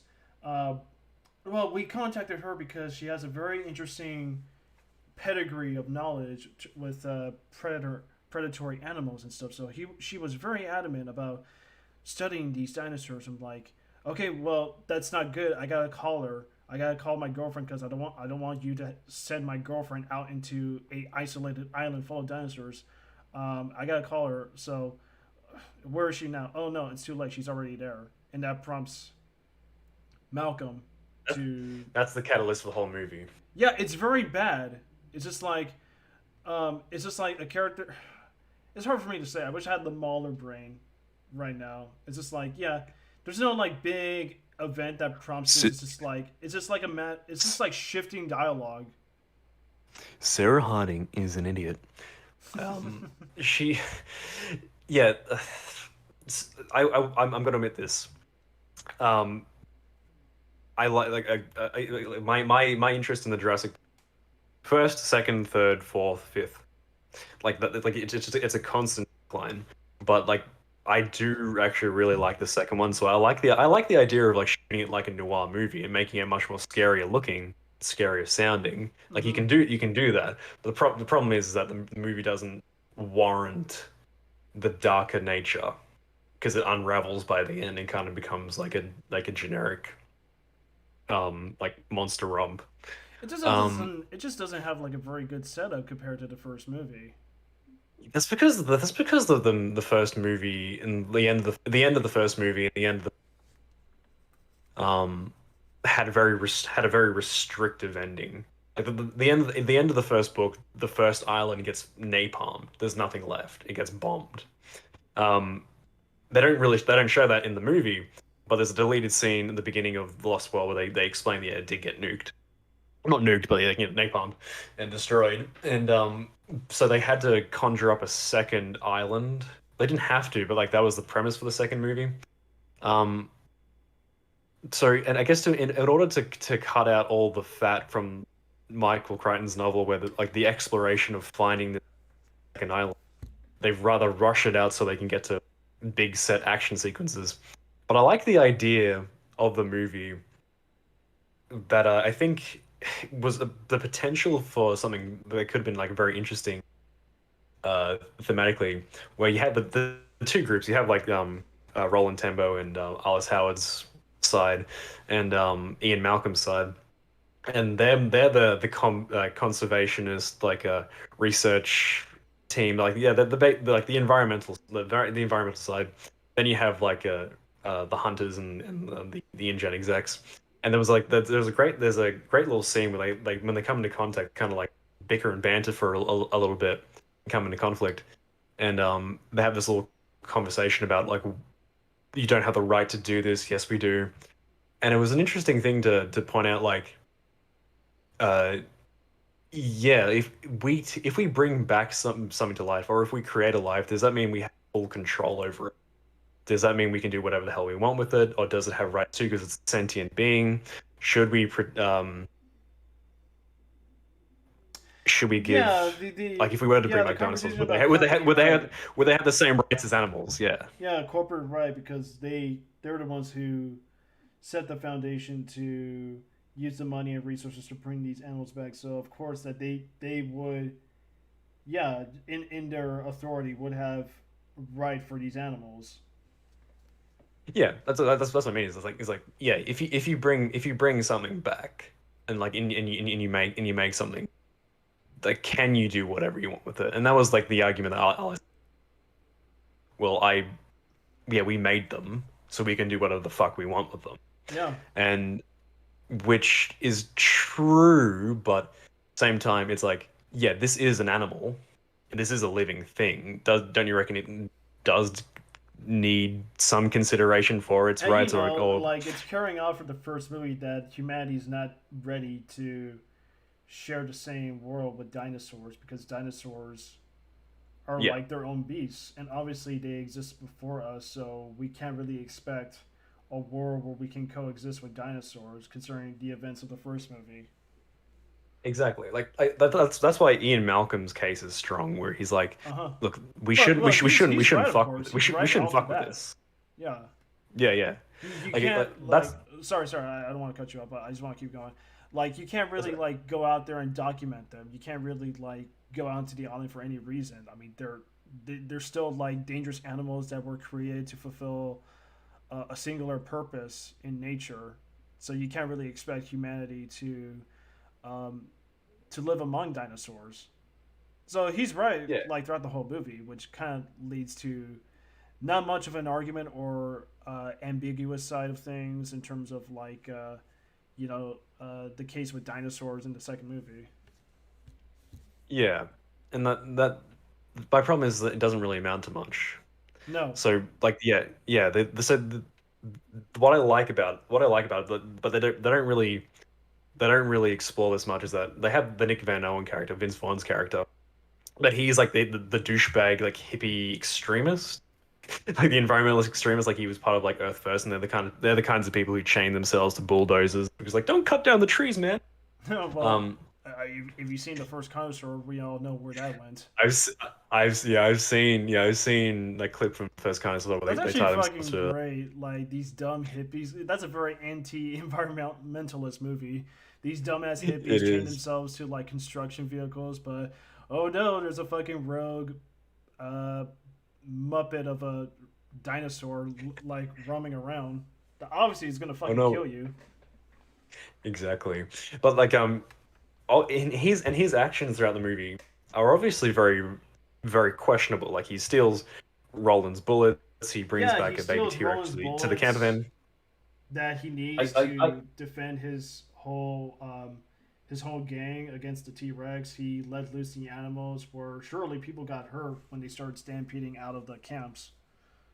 Yeah, I defended that a little bit by saying, look, everyone else was armed to the teeth as well. They just, for some reason, Spielberg gave them stormtrooper aim, and like, oh no, my guns don't work. It's like, oh no, but like, yeah, like still stealing his bullets is a dick move. But bringing back the baby to the T-Rex, the baby T-Rex to the trailers because like, oh no, this poor animal was a. The problem is that the movie never reprimands him or gives him any sort of redemption.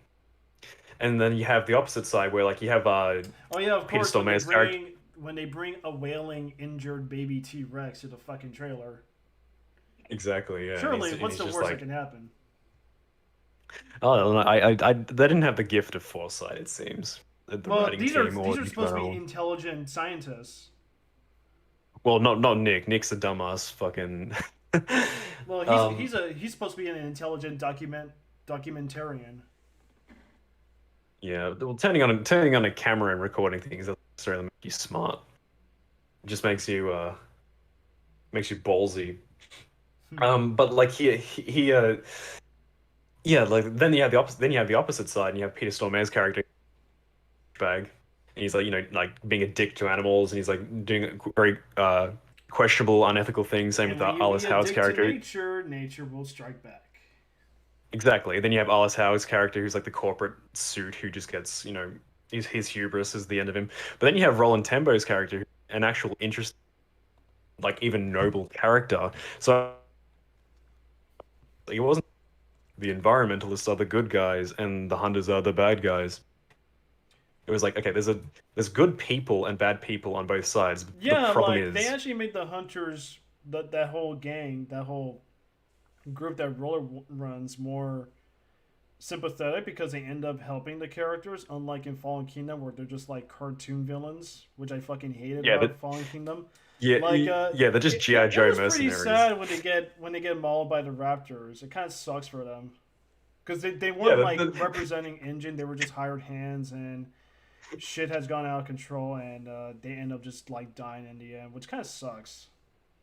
it sucks for them. They're probably just like, oh, well, Yeah, this is a paycheck thing, and these are just people. These are just like hired mercenaries, but like they're yeah. not like complicit with everything. They're just there to do their job.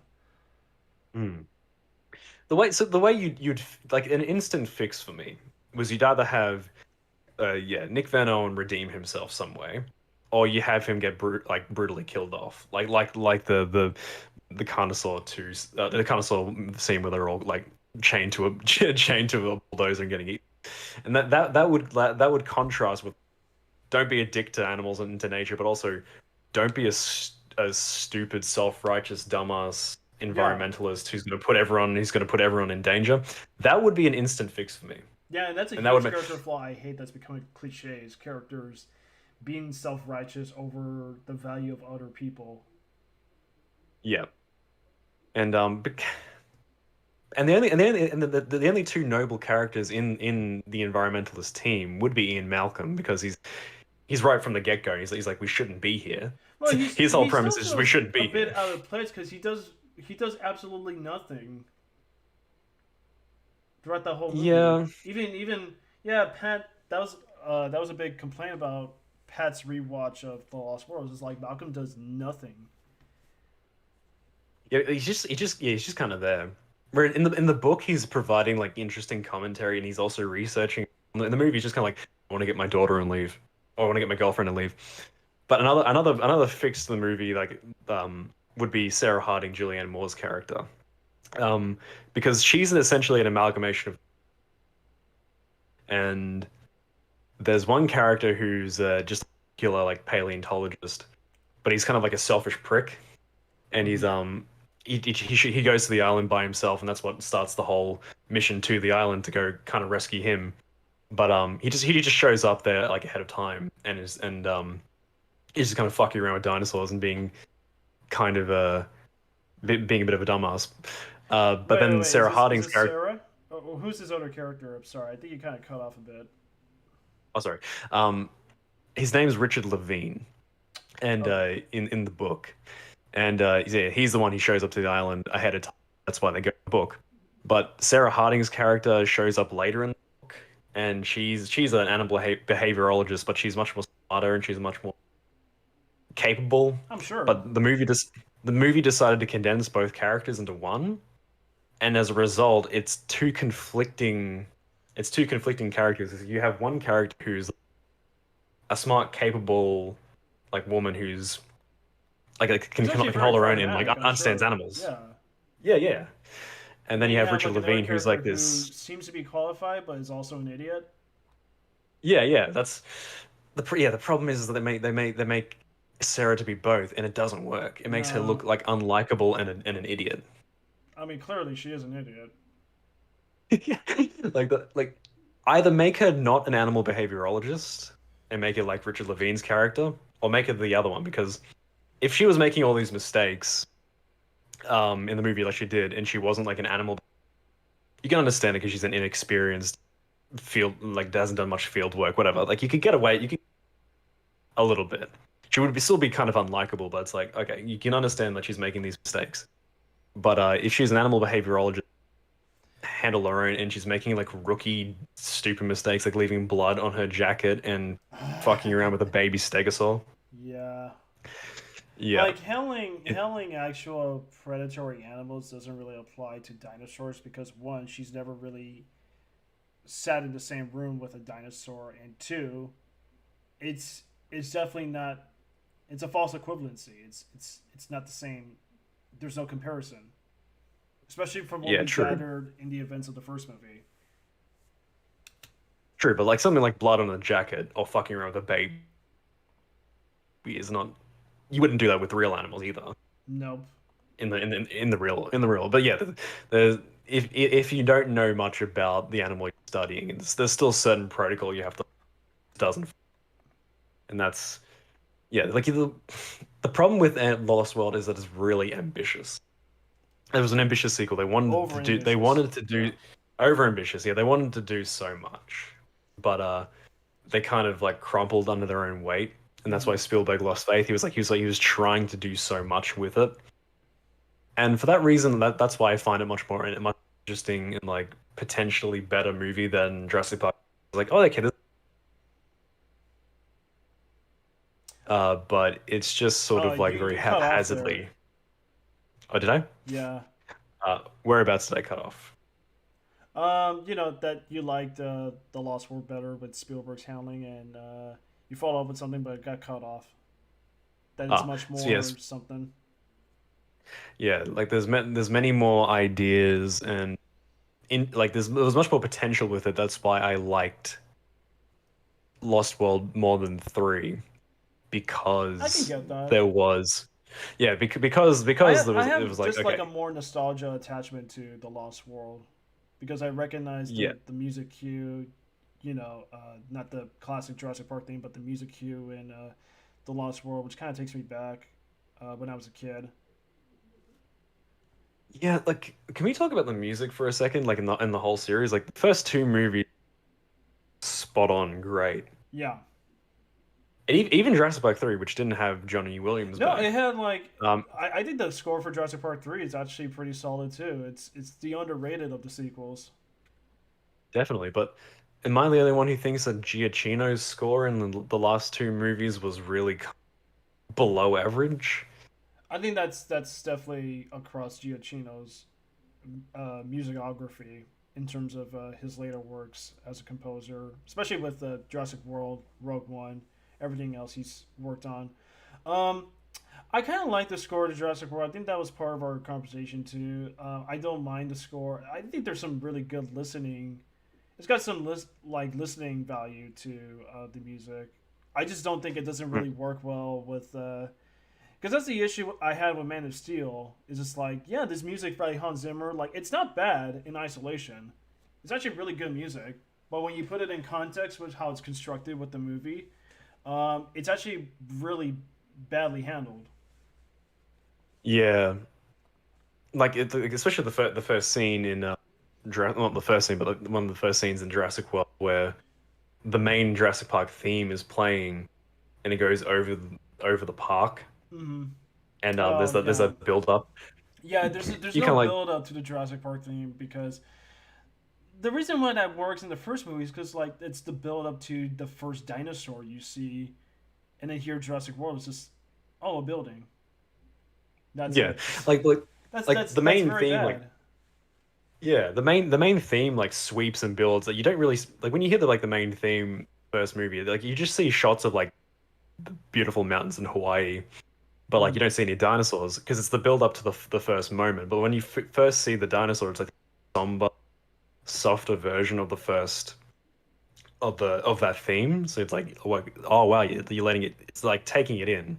Like the theme is supposed to like make you feel like you're entering it like a Yeah, different place. Like it's like Spielberg and John Williams described it like a choir, like a church. yeah, because the whole music cue when they're flying to Isla Nublar in the first movie, that's setting you up for adventure, and then Exactly. you're in the adventure, and once when you see the brachiosaur scene happens, it just takes you into a moment of like awe and wonder, and essentially like the best things that we liked out of Spielberg with Close Encounters. It's just like the moment of awe that you're in grace with this, with this animal that's brought back into the modern day, and in a way where Yeah. special effects have already reached a pioneering phase that really kicked off a wave of where special effects will go with filmmaking. Exactly. Yeah. Yeah, But the problem with Jurassic World is they play that theme going to the island and showing off the buildings, which would be fine. It doesn't lead anywhere. no, To it like the doesn't first because dinosaur. that should be used when they explore the park, and that's played under different music. And I like the theme when they actually go across like the theme park of Jurassic World, where you see like the dinosaur petting zoos, the Mr. DNA exhibit, the holograms of the dinosaurs, interactive theme park stuff. Which I think that's really good set dressing in sort of like to like make this park like a fully realized like environment that the Yeah, movie is definitely. centric on. But yeah, it's just Yeah, yeah the way with music in terms of like the actual plot, it's just like yeah, it's very bizarre. it is. Yeah, it feels like very like placeholder music. Mm-hmm. Like, oh no, the Jurassic Park theme. I just imagine like every time you hear the Jurassic theme playing in Jurassic World, I just imagine like an iTunes icon pop in the top left corner of the screen saying like now playing. It just feels like, yeah, placeholder music. Yeah, it feels that way. Though I do like the music in isolation. I do love the opening title music of Jurassic World. The generic off-brand Jurassic World theme, or Well, the egg hatching moment. oh yeah, that's all right. Yeah, Yeah, because it's reminiscent of like the raptor cue in Jurassic Park, but it's like it definitely feels like it's going for something different and darker, which I do like that track a lot. oh fuck the speaking of raptors, can we talk about the that thing's part raptor? Um, As if we hadn't noticed. as if we hadn't, Classified, yeah, we hadn't noticed. But classified. being part raptor doesn't mean you can speak raptor. That'd be like No, me saying like the movie's I'm really part bad monkey. with like big like twist moments, especially when they are assumed to believe that the Indominus Rex broke out of the cage when it's been hiding its thermal signature the whole time inside the cage. Like clearly there are workers working outside the cage, so even if it gone out, the workers would obviously like a big fucking dinosaur breaking loose and send word if they're still alive, to Yeah, the hub. yeah. This thing like breaks down trees and shakes the ground when it walks, and it's the loudest fucking thing on the planet. And everyone's like, "Oh, where'd it go?" And then they decide to walk into his exhibit. It must have been the wind. My- it's like the Joel Haver video. No, it's like Um, Last of Us Part Two logic. It's just like, I see you. I'm hiding behind something. Where did they go? must be my imagination. Must I have been gotta the quit wind. drinking. Yeah, yeah. In Oh, fact, in fact, let me show you that for a moment to see what I'm talking about, or if I can find that clip somewhere where Mahler just like mocks the fucking bad AI in Last of Us Part Two. uh, I'm gonna find I it. haven't played. I haven't played Last of Us Part Two. Like I know about what happens. I've had it all spoiled to me, but so I think as a story, that sounds pretty bad. But is the Oh, game it's fucking itself like actually horrible, okay to man. play? It's fucking horrible. I played it, so you shouldn't have to, man. Don't play it. Thank you, Doug. Yeah, don't fucking play it. All right. We're gonna Dougie. break off to a bit of a tangent here because we're just having fun right now. Let me go ahead and show you a little moment here that I find pretty hilarious. Yeah, here we go. Fuck, where'd they go? Fuck. Jesus, what is happening right now? What the fuck? What is this? Shit, I shouldn't really play that because that sounds like copyright music. Yeah, it's Oblivion music. Why he's fucking shooting in the corner? Oh yeah. Get this. This is a character that recently got amputated because of a broken arm that would have been gangrenous, and you had to fetch some surgical equipment, and the arm gets amputated, and somehow she's firing enough shots to exhaust a clip, and then reloading the clip with one arm, if I may add. Yeah, this game What is a fucking bad. champion!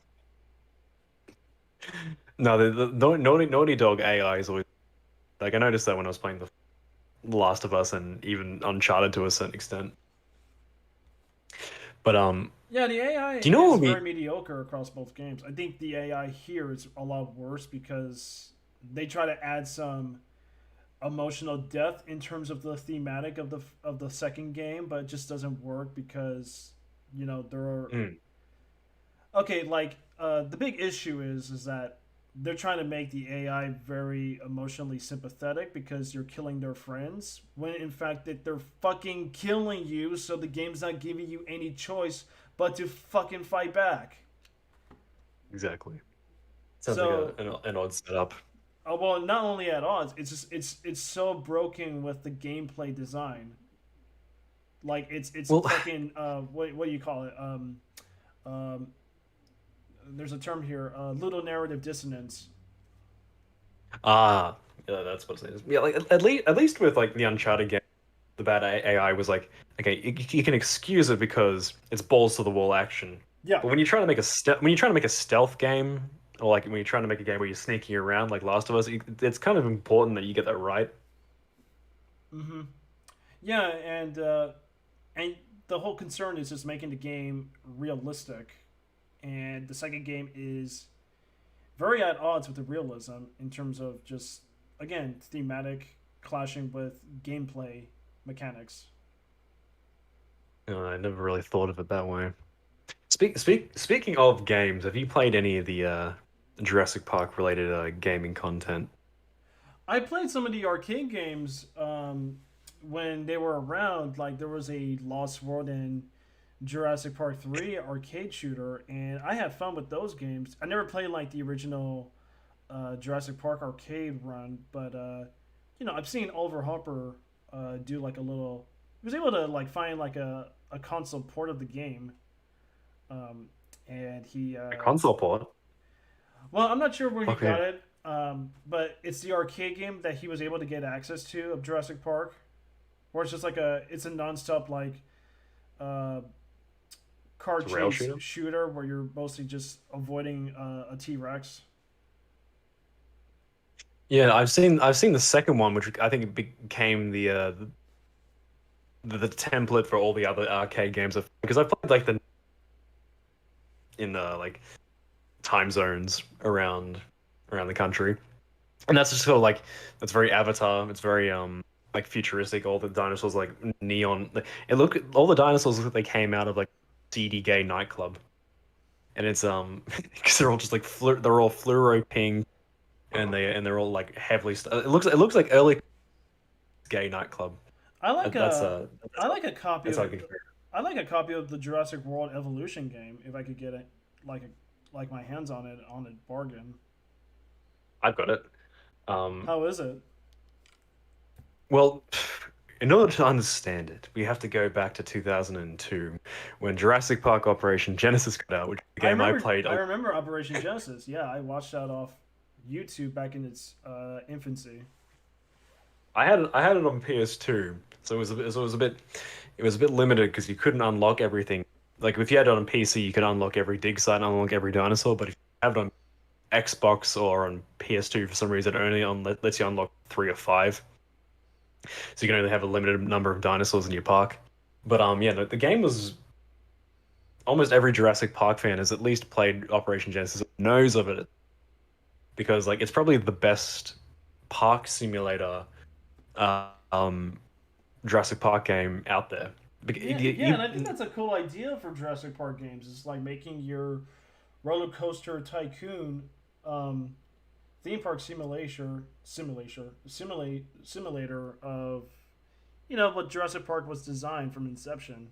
It's just like you Yeah, can build your own theme park, make your own paddock or pen, fit whatever dinosaur you think would belong in this pen, and you would just explore the park and see which dinosaur broke out loose and what your choices will have to be if a dinosaur breaks out killing people. exactly. Yeah, And I I think think that Jurassic that World game that Evolution is a nice like.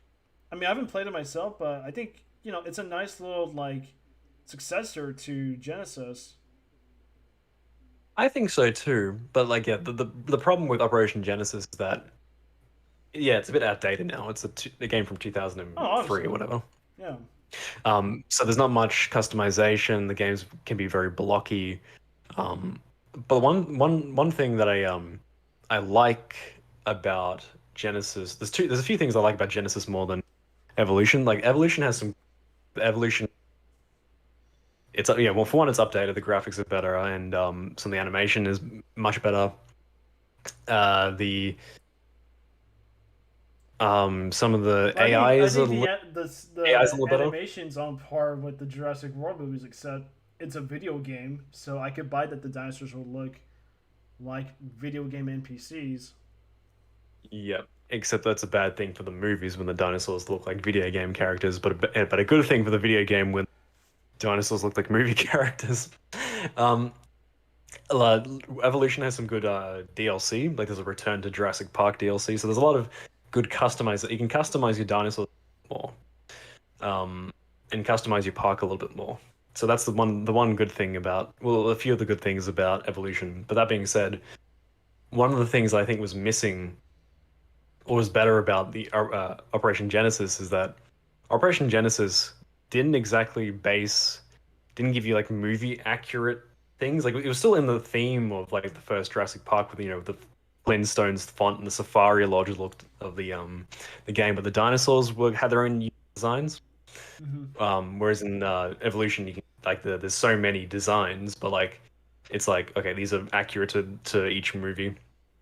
Um, but one thing that I think is a total letdown is the visitors. The visitors in Operation Genesis would show up and they'd give like negative reviews or positive reviews, and they'd be like, "Oh, I don't like this park. Oh, I like this park," and like they could be really annoying. But the thing is, when a visitor dies, you would get financially penalized for it. So whenever someone died, you're like, "Oh shit, I don't want that to happen because I'll lose money." In evolution, you can kill people by the bucket load, and it won't matter. So there's no consequence for it. So you can have like a whole crowd of people get trampled, and you're like, "Oh, okay." Like there's no stakes to it. It's fun for like 5 seconds to see someone like get swallowed, but then like you're like, "Oh, okay, there's no stakes. I can do replenishing visitors and I just it'll wish be there was fine." more variety in terms of the animation cycles, because you see the same. That too, yeah. Yeah, you see the same T Rex or Spino or Indominus model just use the same eating animation where it kills somebody. Especially for people, like the people are just like a dumbasses and just trip over, and the dinosaurs slowly walk up to them.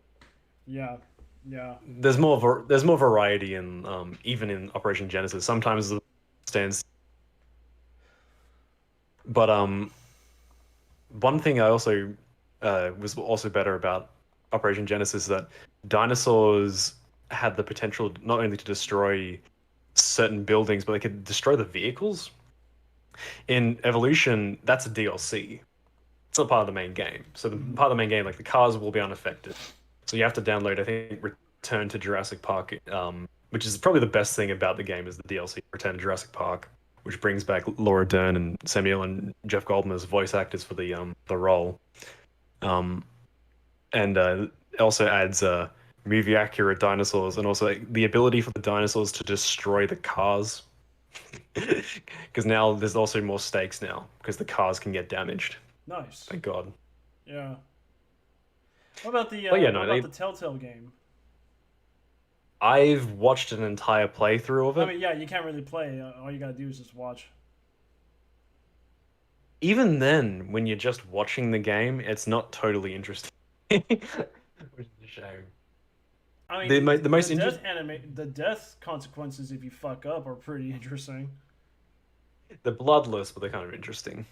Yeah, they are bloodless, Which but is there's some annoying. yeah, there's some very overtly violent deaths that happen in that game. Like towards the end, you have like a dude he gets his head caved in by two cargo bins that the T Rex pushes over. Yep. That's so fucking that's the great, problem. dude. That's like how did they get that approved? Like that's even more violent than how Capcom handles like the violence across like the modern Resident Evil games. I remember someone gets impaled too. I think by a Triceratops horn. If you fuck up a sequence where the car gets flipped over, and the Triceratops will come in and just like charge the car. And I think some of the It the doesn't character in hold the car up gets well. impaled. I think visually it's pretty dated as well. Even then, back then it was dated. Well, Like yeah. it didn't really have much of a style look to it. It kind of had like a very bizarre look to it. But Well, that was before like they problem, kicked off that comic book style with the Walking Dead Telltale games. yeah, Walking Dead is so much better Oh, than I'm that sure, game. man. Yeah, I Um, believe you on that.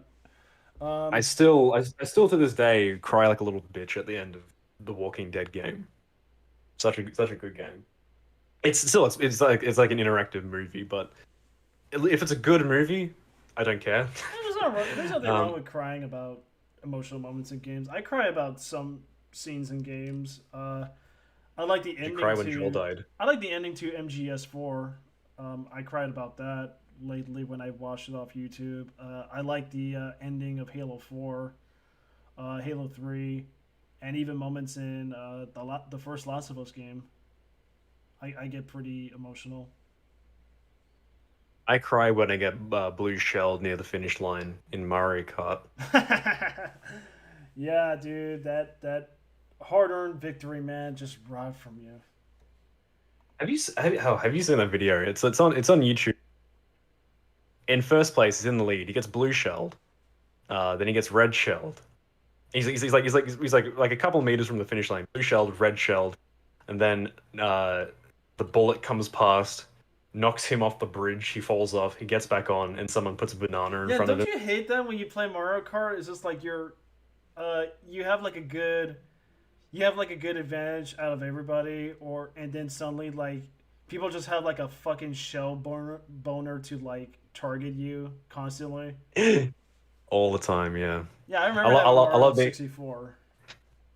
I love being in first place just so I can spam bananas. It's like that's all I can do, but like I always fuck up the computer AI because I always just go straight in. But no, I couldn't get into Mario Kart 8. It seemed it was above my skill level. I'm a whiz at Nintendo Wii Mario Kart, but Mario Kart 8 is a whole nother level for me. I'm surprised those games really like they really kept that novelty for so long, and that's just the power of Nintendo, man. Exactly. Like they keep reinventing themselves for each new generation. I think that's the reason why. Um, Yeah, remember when back games were to allowed to be games? Remember that? yeah, yeah. Games were allowed to be games, and they're allowed, and they weren't mini gambling bots. Remember Fun? Do you remember what Fun was? No, I know, man. It's a pretty depressing time, dude. Fun is we non-existent. don't we don't have fun playing games. Fun is not in our MO. We don't have Fun is fun not in the watching. MO of We don't Naughty have Dog. fun consuming media. It always has to insult us. It always has Fuck you, to. right? It always has to insult us or just bore us. Yeah, I think that's what. Can I dog on Colin Trevor a bit? Yeah, go for it, dude. I think we Um, could dog on him all night if we have to. we've been dogging on his movie, but I haven't been talking about him in particular because like he's made one movie before, and I was interested because I was like safety not guaranteed. Yeah, Pat's very Like, enthusiastic about that movie, and unfortunately, I was halfway through the movie, but it didn't really have it didn't really have a lot going on for me, except it has. Who doesn't want to watch Aubrey Plaza in a movie? Um, Aubrey Plaza's an emo babe. oh, she's the ultimate waifu, man. She is, Yeah, she loves garbage. but she loves garbage and she loves Elizabeth Olsen, so she's based. Yeah, man. Based in Kino. Uh, The yeah, like that movie. I was like, okay, it's just an okay movie. It's obviously led it to Back to the. But it was cute. But I was like, this is special. But yeah, Colin Trevor is definitely an yeah, it example didn't like surprise me of in a the way that 500 Days of Summer did, and no, I even saw Brick recently, and I or really like or, Brick. or even or even Looper, where like there's these people who've made like one movie, I and mean, I don't. Well, this is a matter of opinion. I don't find Looper that exciting, but yeah, I get you. It's just what you're leading into. It's just like yeah, that whole wave where these big, well, not big, these indie filmmakers make that one movie, and then they're just like given like a big budget blockbuster franchise movie. yeah, like it's annoying because like yeah, you'd want to see someone with a particular stamp of or like a uh, taste or palette even try and make their own movie, and like you want to encourage that. At the same time, it's like a lot of these people were probably only best at making the kind of movies that they've made before. They're not good at making movies, Yeah, because they don't really and have that much experience with making films with not just like a certain style, but like a tone of the kind of story they yeah, wanted to tell. And I don't think Mark Webb, Colin Trevorrow, Clearly, Ryan Johnson doesn't really understand. They don't understand tone clearly. Because yeah, they're much more interested in new ideas and being original. Because like even after Jurassic World, I'm gonna make the book of, You cut but off their the Book of Henry. yeah, no one fucking liked the Book of Henry, and he was like banging on about I want to make something original. And he's like everyone's like yeah, your idea sucks. Yeah. And yeah, but like I think they're much more interested in being subversive. Yeah, Like they're especially interested in Ryan just Johnson. like yeah, they're interested in just being meta with the franchises and talking about the state of the franchises and speaking on behalf of the audience.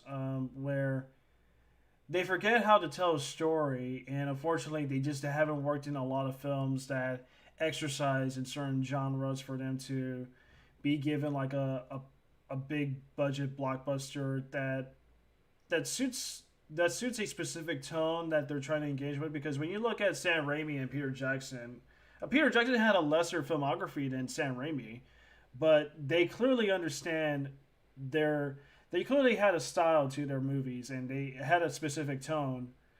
And while Raimi's was more versatile, he worked across not just like horror films. He worked with he worked in comic book movies and occasional dramas, and he was able to take that to translate that with Spider-Man. Yeah, but not only that, but they loved what they were making. Peter Yeah, Jackson loved Lord of the Rings. yeah. Sam Peter Raimi Jackson liked loved Spider-Man. Tolkien. He loved reading Lord of the Rings, and Sam Raimi just loves classic Spider-Man.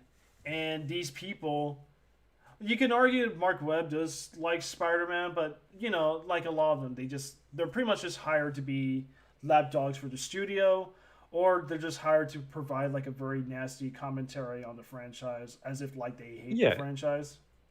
yeah. You can tell there's like an undercurrent of disdain for what they're making, Mm-hmm. and that's not good. No.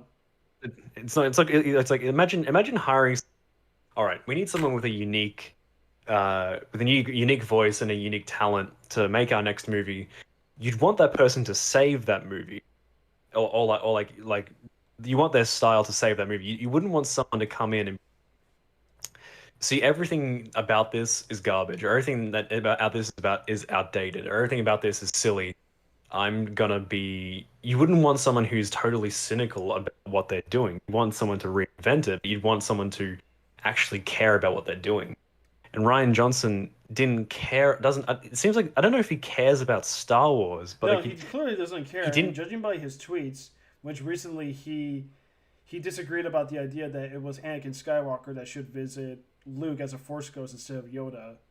Like he clearly has no understanding of just the integrity, the core of Star Wars, and it's like what Pat said. It's just like he clearly took it to make a divisive piece that would build up his it will build up his image and appeal as a filmmaker to pursue other projects to his own interests. Yeah, it's a resume movie, not Yes. an art piece. Mm-hmm. But yeah, like it's like you'd want someone not like Ryan Johnson, where it's like their love isn't for what they're making. It's it's the idea behind what they're making is the problem. It's like Yeah. I'm in it's like he's in love with the idea of making not making a Star Wars movie. He's in love with the idea of making a Star Wars that's deconstructive. Mm-hmm. To So break it down, break you it gotta down, yeah. like break down the characters, and that's the appraisal I can give with the prequels. Is like, while the prequels are very consistent, they don't they don't have the original trilogy characters be failures. They built Yeah, up the prominence of Hope with Luke and Leia, whereas with the sequel except films, like okay, except for Darth. the prequels like the brain, but the sequel films just like took the heart and just kind of like ripped it out of George Lucas and just crushed it in front of you. Yeah.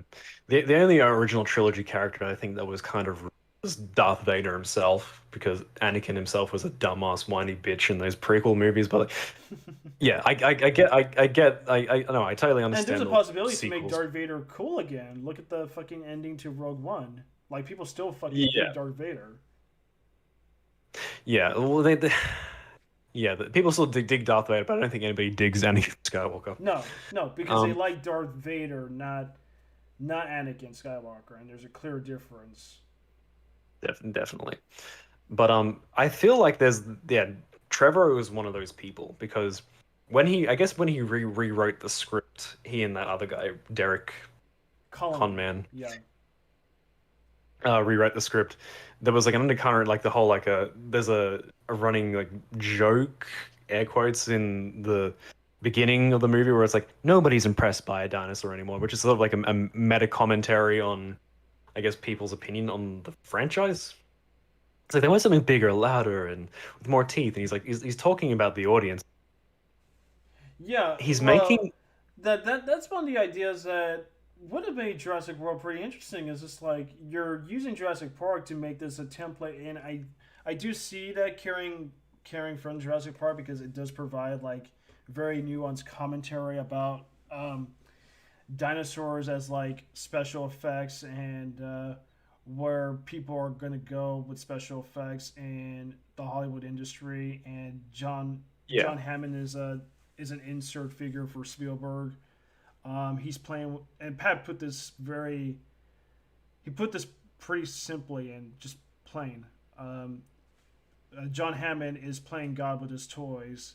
The dinosaurs are yeah his toys. He has like the resources and money, and he's using science to commodify these things. And clearly, you're putting people at risk once when the shit goes bad and dinosaurs start running loose. and he has to put away his toys. Exactly. He has to put away and look forward at the value of humanity over these things that once existed. Yeah, and I guess the Lost World was like him saying, "Okay, I want no one to go into my toy box." Mm-hmm.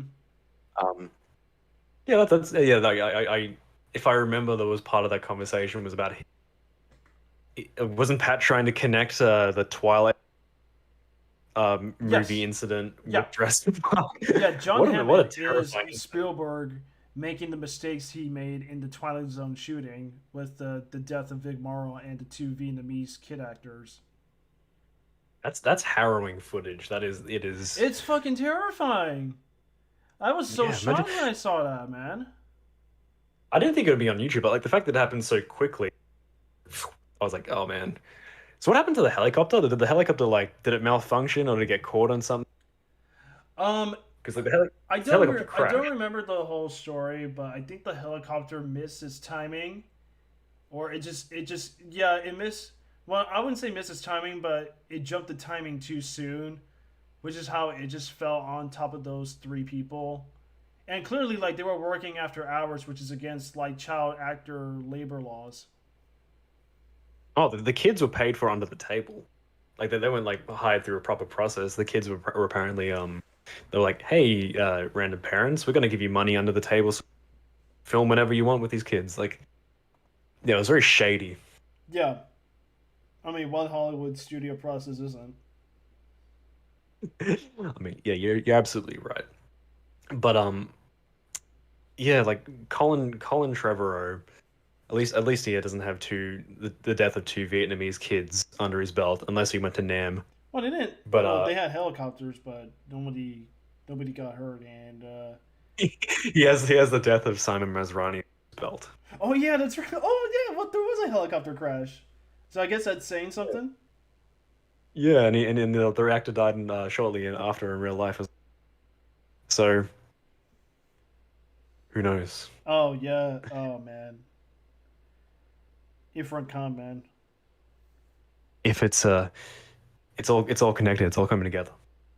Um, but yeah, no, the problem is that he writes it in a very stupid script for both movies, but he's trying to make it seem smart by adding this sort of meta commentary to it. And it's not reflected in the And plot because yeah, people are yeah, getting sick of dinosaurs, as the movie says. The park is like, it's like fully attended. There's tons of people across the park, and the only hmm, person that's not interested in dinosaurs is just a stupid, creepy stalker older brother.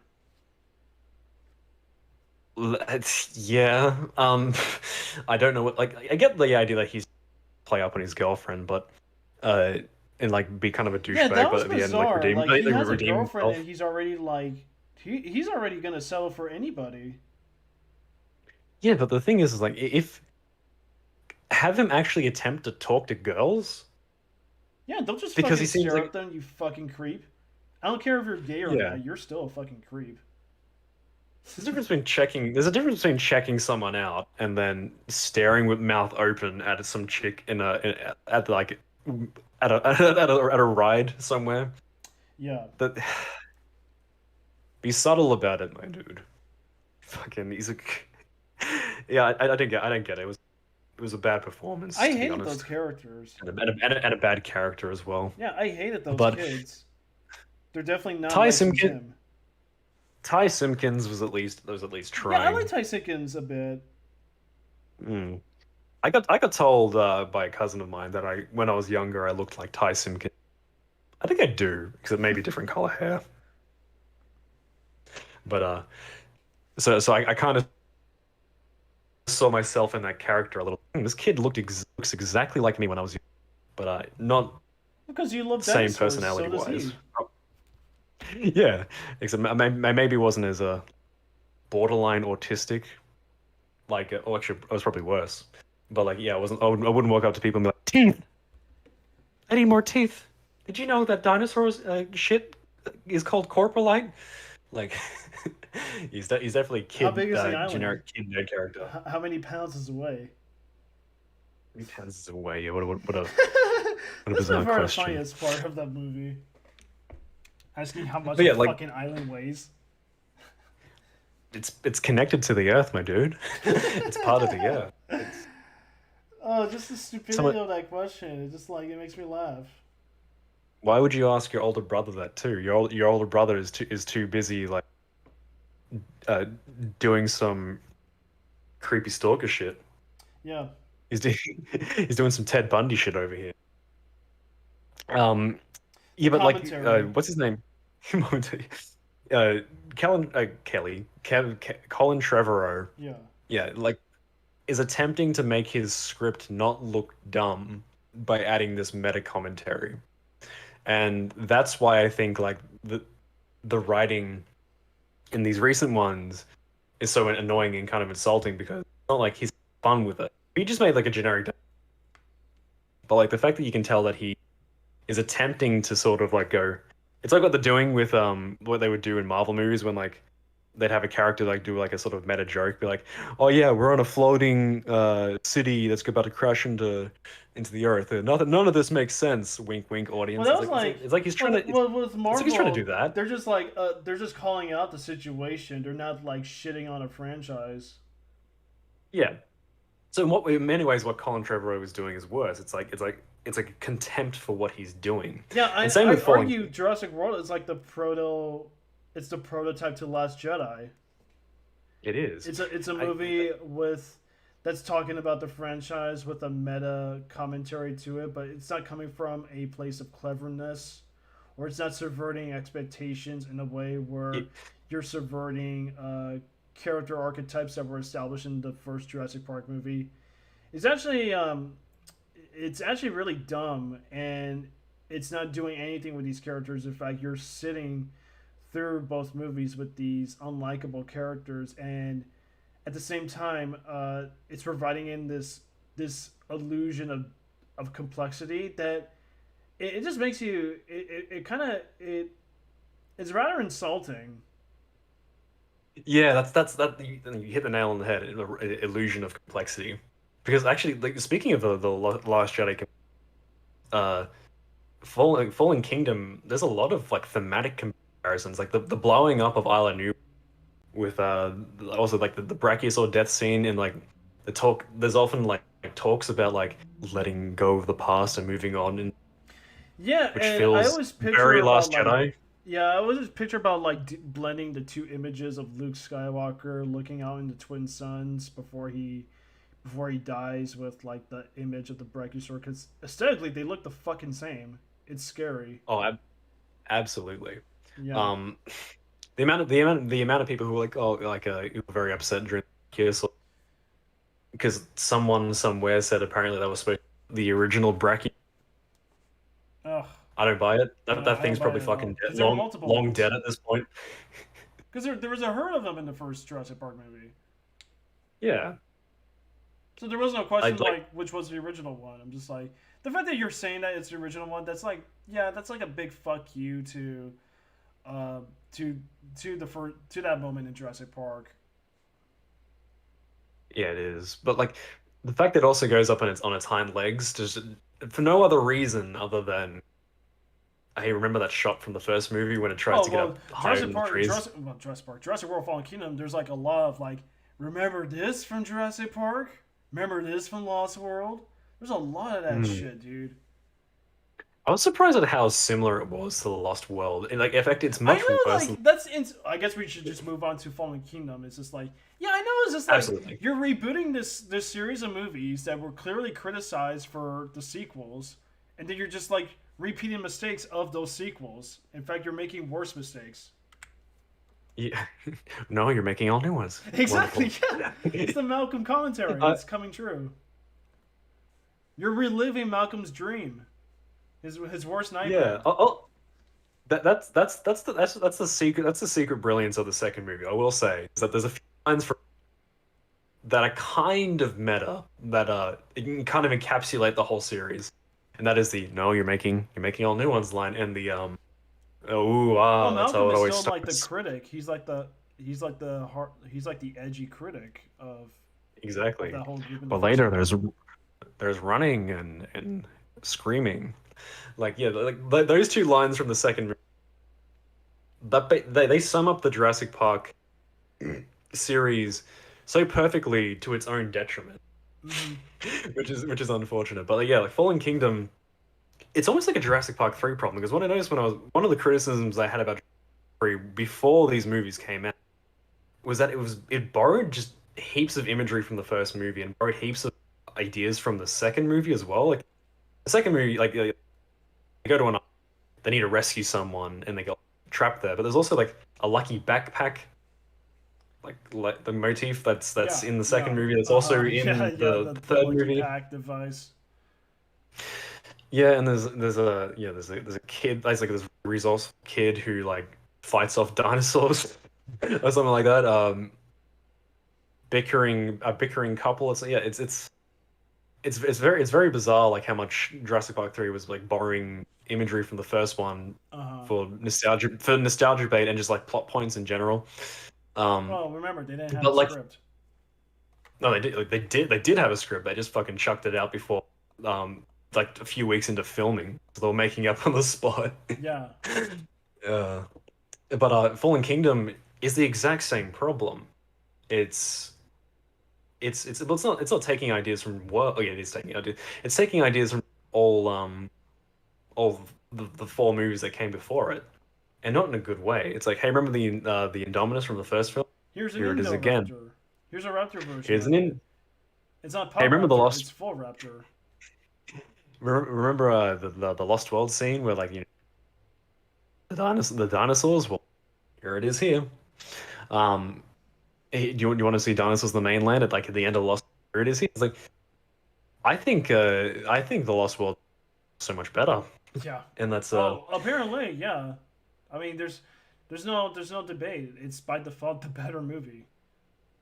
absolutely like there's more passion behind the Lost World than there is Well, in I Kingdom. argue this with Pat. At least the characters bring the T Rex back to the island. Yeah,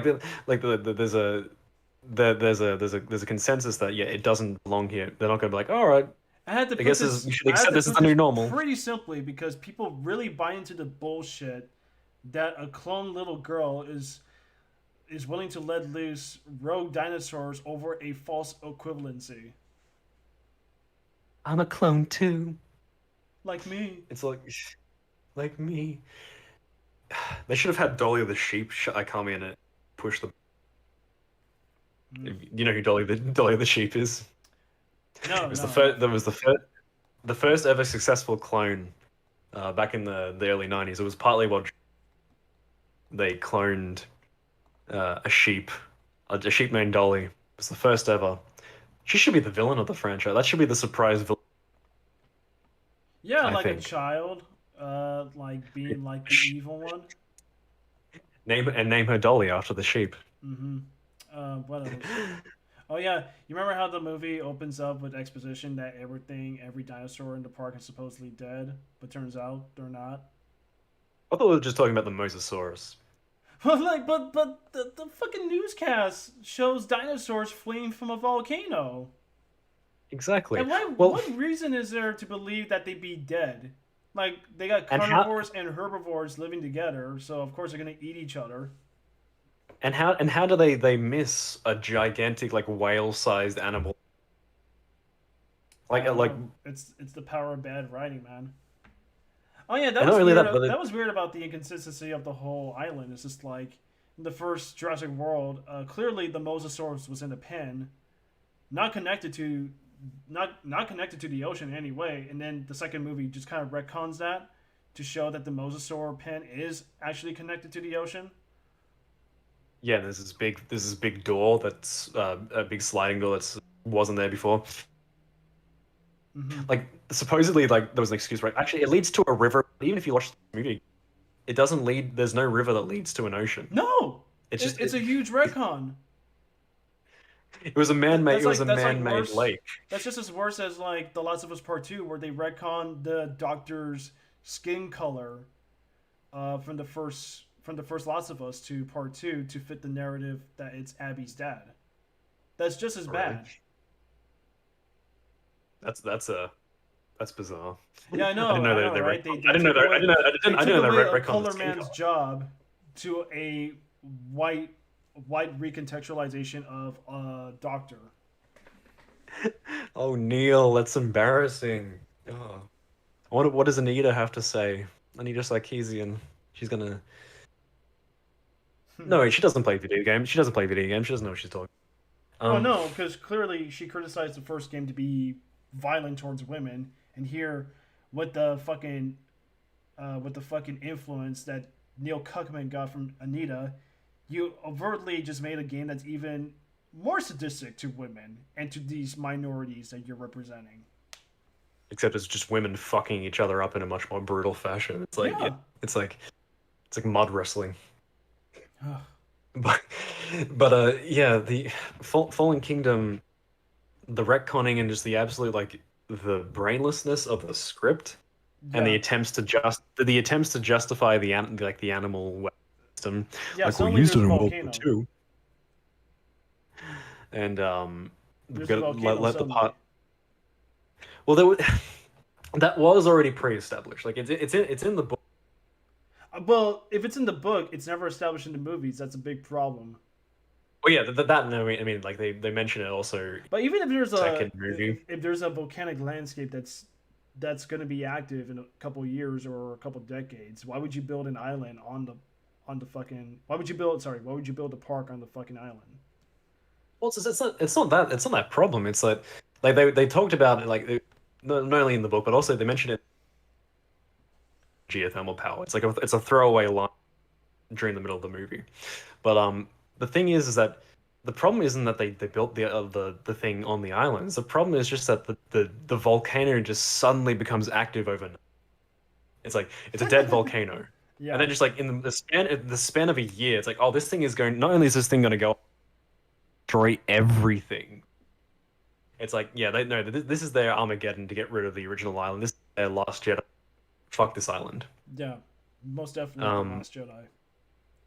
And then Claire is suddenly working for this uh, um knockoff IPA organization where, correct me if I'm wrong, she should be facing several lawsuits.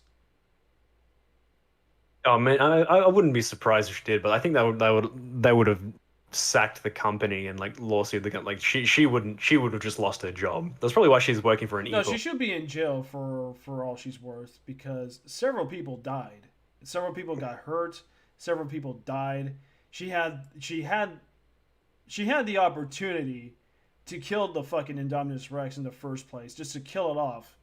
but she chooses not to. We never reopen. A fucking horse And she, shit. And how long has the park like been open again? that's your main How concern. how is there not an accident at this point? I find it hard to believe that there hasn't been an accident in the span of 22 years. Or at least like some sort of controversy where like, there's no dinosaur mode. Keeper just shot an animal, like no one caught it on camera. Yeah, like nobody called it Harambe for dinosaurs. Like a kid just fell into a pen and this friendly little Galamime is Mm-hmm. Yeah. like this never happens. So No, she Claire should and be in her jail, or she should just she should be. die because she came off. Her character just came off as like the scientist from Deep Blue Sea, who Hmm. by smart, intelligent test screeners didn't like the character, so for a reshoot they reshot the ending of Deep Blue Sea to kill off the character. Yeah, I don't know. Yeah, it's like unless they make it go through some sort of redemption arc, which I guess that's what they do, No, but it wasn't. they're all horrible people. They let the Indominus run loose. They let actual dinosaurs run across the mainland. No, likely, like the T Rex terrorizing the drive-in theater is a result of that choice. Yeah, And the but characters are instead of never. being The movie is never going to account for the consequences of their actions. no, no, like, and not even at the end of Fallen Kingdom either.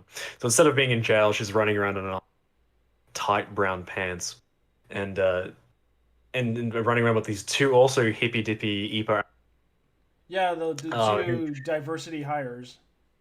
two diversity hires, and instead of and again, like this would have been a perfect opportunity to be like kind of like cynical and satirical by having these two killed off and eaten in a comical way because they're annoying as fuck, and it would have been funny, like it would make up sort of thing. But no, they're heroes, and like Can the we talk real about the scene where the girl who says that she's what was that fucking bullshit exposition? oh, she was a dinosaur veterinarian, but never touched a Never dinosaur. touched the dinosaur. Yeah, right. Of course, that makes you qualified. Can we talk about the scene where she holds Buffalo Bill at gunpoint over Chris Pratt and Blue's life? So they have to make off with Blue, but she doesn't really give a shit about Chris Pratt. Yeah, she's like, you need me. Leave Chris Pratt.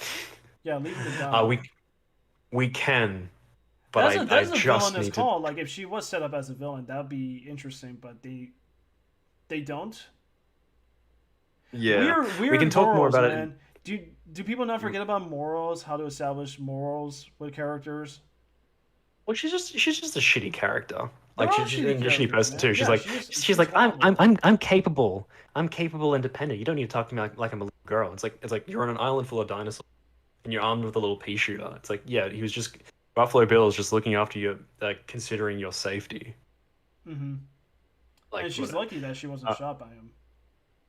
exactly. Because I gotta duck to the toilet really quick, but I'll be right back. for sure, man. I'm sorry. I'm sorry. I'll be right back. Yeah, go for Keep the audience entertained for the time being. Talk about Last of Us Part Two. it. Well, Last of Us Part Two is shit. So what's there to talk about? A little fun Jurassic Park conversation. No, we were going all over the place, but that's pretty much like the fun influence of hanging around with Please Rewind's podcast shows. Is you kind of want to go all over the place because that makes the conversation a lot more interesting. But I do admit, we should have just gone in order. But it's fun to talk about the state of the franchise as opposed to the legacy of Jurassic Park.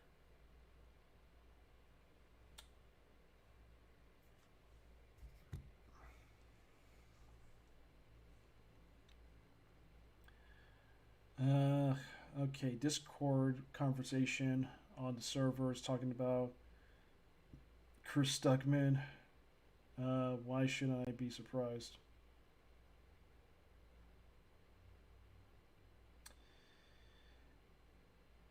In breaking news, Chris Stuckman sold his ass to Hollywood by saying he will never make fun of directors.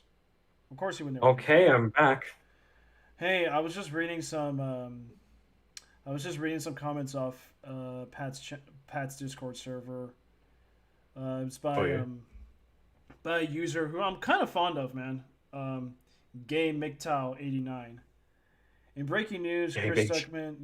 Chris Stuckman sold his ass to Hollywood by saying he will never make fun of directors, which kind of explains why Chris Stuckman gave a pass to Booker Henry, because he interviewed a fucking guy. Totally smart idea when these same directors trash your own fans.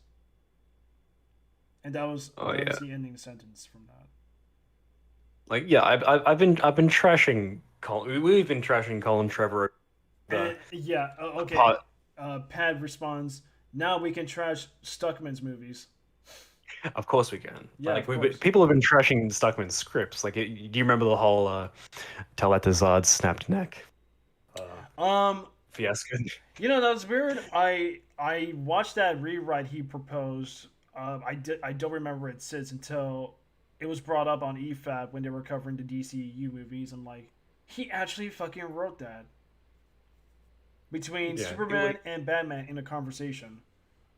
yeah. Like he's always justifying by saying like, oh, I wrote it in an hour or whatever.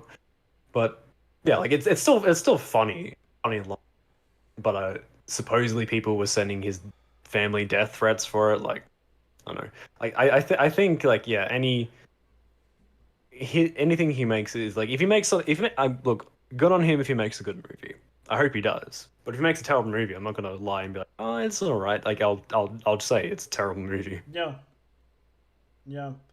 Especially I mean, especially after what I've seen of Notes from Melanie. Like the same way where Hollywood can't really make a consistently good story of any form of movie.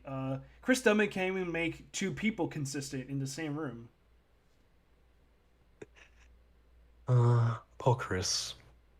I I mean, completely forgot clearly that he. writing a I completely story. forgot. Go ahead, man. Sorry, I was like, I completely forgot that he interviewed Colin Trevor. I didn't even know that happened. Yeah, Um, he interviewed him when he was promoting Booker Henry, and of course, like the fucking shill that Stuckman is, he gives Booker Henry like a B minus. now you've seen it, right? I've seen it. It's not a fucking B minus. I would say it's a What? pretty enjoyable F. Oh, really? Okay, so it's that bad. Yeah, Uh, it's definitely like a it's kind of hard to compare it to the room because the room's very incompetently made. The Book of Henry isn't. It still maintains like a high class of competency. It's just like it's in service of a pretty highly schizophrenically toned story. so wasn't that the point of the story? That was supposed to go in all these different directions, Yeah, or is it? no, well, if it is the point, they don't really match with each other, and so therefore you're watching like several movies that don't really line up. And let's be frank, the movie had like this Spielbergian marketing push behind it, especially from the poster. So it's like actual schizophrenia, not like an art film. No, Well, no, it's that's rather high that's class, embarrassing. but it's just like no, I wouldn't say it's like an art film. It's rather high class. Like it's trying to.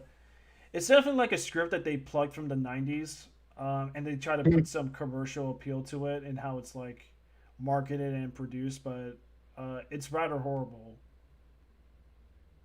Do you remember that period? Because you're older than me. You probably remember that period where Jeff Goldblum, like during the late '90s, like he was always kind of fun and quirky. Like he's a different kind of fun and quirky now than he was in like maybe the early '90s or like even he was like dark action star like during the late '90s. Like he was kind of like a much more grim Ian Malcolm. But then like I saw recently that he was in another movie playing like a cop and Independence Day as well. He playing much more like darker characters, which wasn't usually like him. I remember Independence Day, but it wasn't as dark as how you're putting it out there in terms of the role that he Well, played in that movie. And well I haven't not really not watched not much of Jeff Goldblum's work outside of his big breakthrough movies. right. I was gonna say because there's a movie he played like in somewhere after the late '90s because Yeah, I think the Lost World kind of created this. Like he's an intense like action star with and witty and like he was in. I can't remember what it was, but like I think he plays like a crazy ex cop, something something like that. I mean, that sounds So yeah, pretty there cool. was I'd watch that. probably, but like yeah, there was this period where like let's get Jeff Goldblum into a much darker role than he usually is. Which I guess was all thanks to the second Jurassic Park movie. But yeah, no, Book of Henry looks like a. I wasn't too. Okay, the trailer kind of intrigued me a little. Hearing like Book of Henry being used as kind of like an insult, I was like, oh, okay. So it actually was that bad. It wasn't a beat. It wasn't a minus. Like Stuckman came out about it was Stuckman's review, and I was like, okay. So it's kind of okay. And then after a while, I was like, have you seen the Book of Henry? Oh, so it actually was really bad. Yeah, Um, so apparently people forgot that he made that movie, and because of what happened with Rise of Skywalker, they want to see Colin Trevorrow's vision was that was booted for Episode 9. I didn't have any. I wouldn't have had any hopes for it if he was. I don't reckon it would have been any different. Actually, probably would have been. It would have been different, but it would have been different in a bad way. Like it would have been shit regardless. Yeah, Like yeah, if I don't JJ was buy. in charge. Yeah, I don't buy that Colin Trevorrow could like make a good Star Wars movie, especially with the shape that Ryan Johnson left it. There's no way, because regardless who was making it, Last Jedi was set up for the next filmmaker to crumble. Exactly.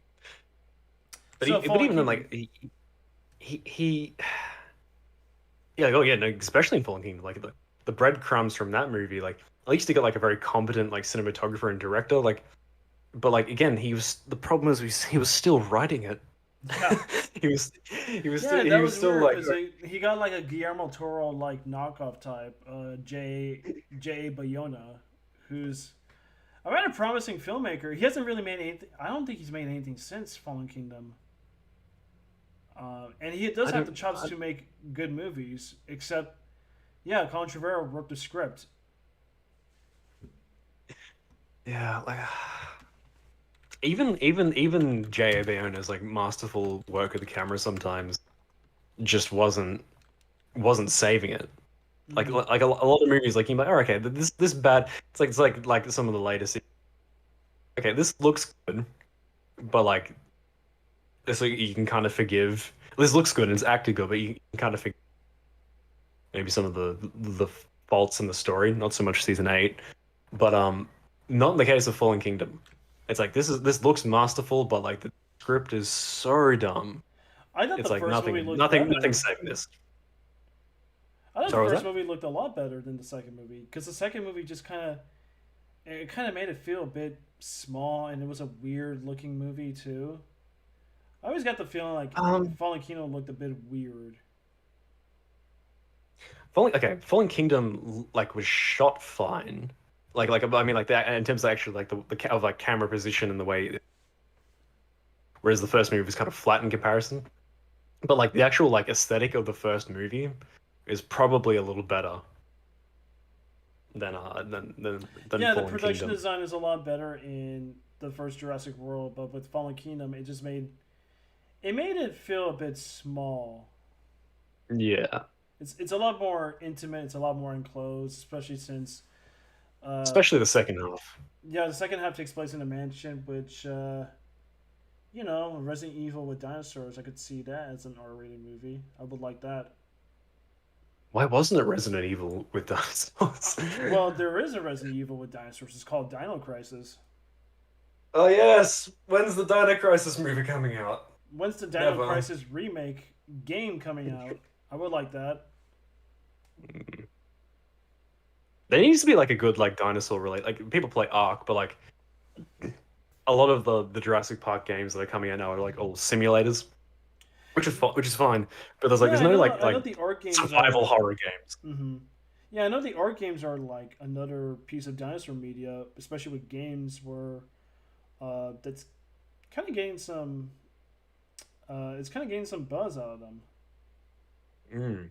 There actually wasn't an FPS, well, not FPS, like a third-person shooter game that was cancelled for Jurassic World that came out, but like it looked really good. But no one, no, but yeah, for whatever reason, it was, I guess, to make way for Jurassic World. Like all good things, man, they just have to be canceled. We live in a Yeah. ca- we live in a cancel society where projects, fully realized pieces of media, are now a distant memory. Isn't that right, Batman? I've seen projects you people wouldn't believe. Cancel Jurassic Park game off the belt of Universal. Yeah, the we live in a cancel culture, we could say. Yeah, we certainly do. Oh, apparently, you could transplant blood from a T Rex to a raptor.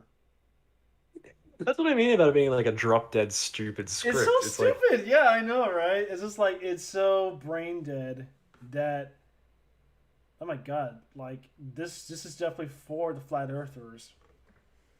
this is the anti-vaxxers dinosaur movie. This is the flat Earth. This is the yeah, man. Like, even though they lived in the same time period, there were a couple species removed, guys. Like it would make sense if they were like, okay, let's transfuse some Utah raptor blood with with some Velociraptor blood. That might make sense because a point of confusion that people have is that everyone's like, oh, the Velociraptor is inaccurate because it's small in real life. Like, yeah, the real life Velociraptor was turkey sized, had a long narrow snout. Uh huh. But the real Velociraptor is actually based off of the Deinonychus. Yeah. But at the time when Michael Crichton was writing the book, the scientific community was contemplating or talking about naming Deinonychus as a species of Velociraptor, so they named it Velociraptor. And also because Velociraptor sounds more intimidating, I suppose. Deinonychus is pretty intimidating, but they're like Velociraptor sounds cooler. Mm-hmm. So it was a very accurate portrayal of Deinonychus, but they just called it Velociraptor. Yeah. Yeah. Um, Yeah. I concur. Yeah. It's just like they have to give it a name just to fit the narrative for the movies. Well, yeah, it's gonna create the inaccuracy in names and design, but who cares?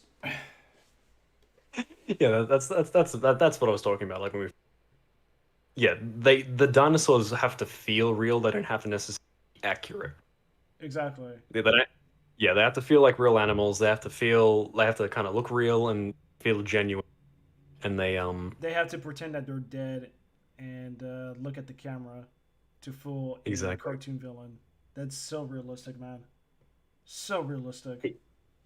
Here's a problem that I'm not sure if it's been pointed out in any other video, but uh, I remember watching like a Stan Winston behind the scenes video in behind the scenes for the first Jurassic Park, saying like when they shot the Triceratops scene, completely different color of the Triceratops. It was like a melted blue green color, but it Mm. looked red because they grabbed like dirt and like smothered it with like the red dirt of the area. Because that's what happens like when big animals, like elephants, will get covered in dirt. That's a nice little detail. Yeah, that's Yeah. pretty. But he said like something like, yeah, it has to feel real. Like there was an emphasis. That's why they added layers of dirt to it because it needs to be lived in and but then you cut to some behind the scenes footage of like with the Brachiosaurus animatronic. Like everyone was like, yeah, I was like, yeah, thankfully they at least used one animatronic, but I was always like, there's something really hokey about it. I don't know what it is. And it's because in the behind the scenes, they were talking about it like what Colin Trevorrow wanted. Like it's because they gave the Apatosaurus like a white sclera, like white of the eyes, like human eyes, like big blue baby eyes with white in them. And he said like they did that because they wanted the dinosaur to look more human, so the audience could empathize with it, which is completely antithetical to the first two movies and their approach to the dinosaurs. So it was like make them feel real, make them feel like genuine animals, not uh, give them borderline human characteristics so the audience can quote unquote relate to the dinosaur or empathize to the dinosaur. Yeah, it's like That's it definitely screams like Last of Us Part Two. Let's give these NPCs names. yeah. Let's give these lifeless Yeah, yeah, let's make the these audience groups of try and relate. murderers. Let's give these groups of murdering soldiers names. That way we could feel bad, even though they try to kill us first. Well, the empathy part's not the bad part. It's the part that is like you can't empathize with a dying animal because it doesn't have human eyes. It's like No, that's it will just board it onto the uncanny valley. exactly. And Yeah, that approach to the film is why they don't work. Why the dinosaurs don't work and look so phony yeah, which is because why he's like, I find like the design choices for like the Disney live action remakes for, especially for like the big CGI vehicles, like very odd that they would go that yeah, far in terms of the uncanny valley. like Beast from Beauty and the Beast looks very bizarre. Yeah, and they give human eyes to Baloo in the Jungle Book remake. Oh yeah, they do, don't they? Yeah, they gave him Bill Murray eyes. Because bear eyes are unempathetic. No, you can make him look cute with real like bear eyes. Yeah, Like or look yeah. empathetic. I It's like always found that dogs looked a bit weird because they even have people eyes for some breeds. yeah, like huskies have like a like bright like my staffy also has like big bright blue eyes. Yeah, And it's like when they roll their eyes, you can see like the white, the white part of the eyeball. Mhm. So it's very much like a person. I mean like that kind of mentality works for like Rise of the Planet of the Apes where like they're trying to like apply that the apes are human level. Yeah, you can get away Well, with they got human. like good actors like Andy Serkis doing like the emotional performances out of like Caesar, which is why the Apes movies are far and away like the best examples of modern CGI that's come out in the Hmm. past decade. Yeah. Well, they didn't give King Kong human eyes in the Peter Jackson movie. Like Andy No, it Serkis was did just King Kong. like it was just pretty much a gorilla, man. Yeah, and you still felt sorry for him. You still understood what he was feeling. Hmm. Like, so that argument is like, oh, we got to give a character human attributes so we empathize with him. Is I think it's a bullshit argument. Like, yeah, I no, I get it with Lion remake, where it's like, okay, The Lion there's a King certain remake. range of yeah, the Lion King, where it's like there's a certain range of emotions that like animals can portray, but like you can feel empathy for an animal regardless of how it looks. But Unless you're when you're having a lion that doesn't really have much emotional range, obviously because it's a real lion, being Hmm. being rendered and programmed to do these heavy emotional scenes, it still comes off pretty flat. Yeah, but the point of Jurassic Park was that they're supposed to look real, Yeah.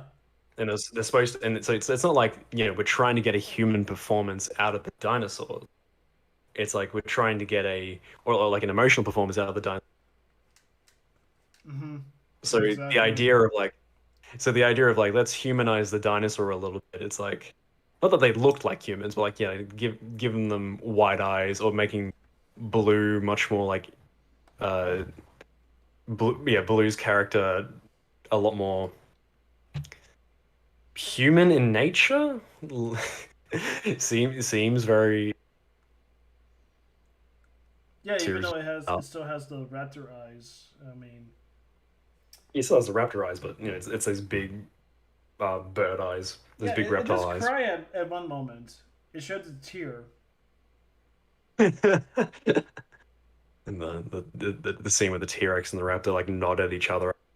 The Indominus is killed. Yeah, I got you, bro. It's like shit like I that. never liked the effects work, how they pull off like the classic dinosaurs. I mean, the raptors look okay, but when the T Rex finally makes its introduction in the final fight of Jurassic World, it did look a bit weird. Like this doesn't feel like the same. Of course, it wouldn't feel or look the same as like the T Rex from the first movie, given new technology. But it still looks pretty underwhelming compared to the first T Rex in the first movie. I think they attempted to make it look older, and that's why there's a lot of like changes to it. But like from the clips I've seen of The size the T proportion's Rex, kind of off too. yeah, oh that definitely that as well. Like it looks skinnier and gawkier, It's whereas smaller. Roberta in the first one was like really bulky. Like she was a thick mama. Like she was well built. Like Yeah, whereas T Rex she's a in hot Falling, mama.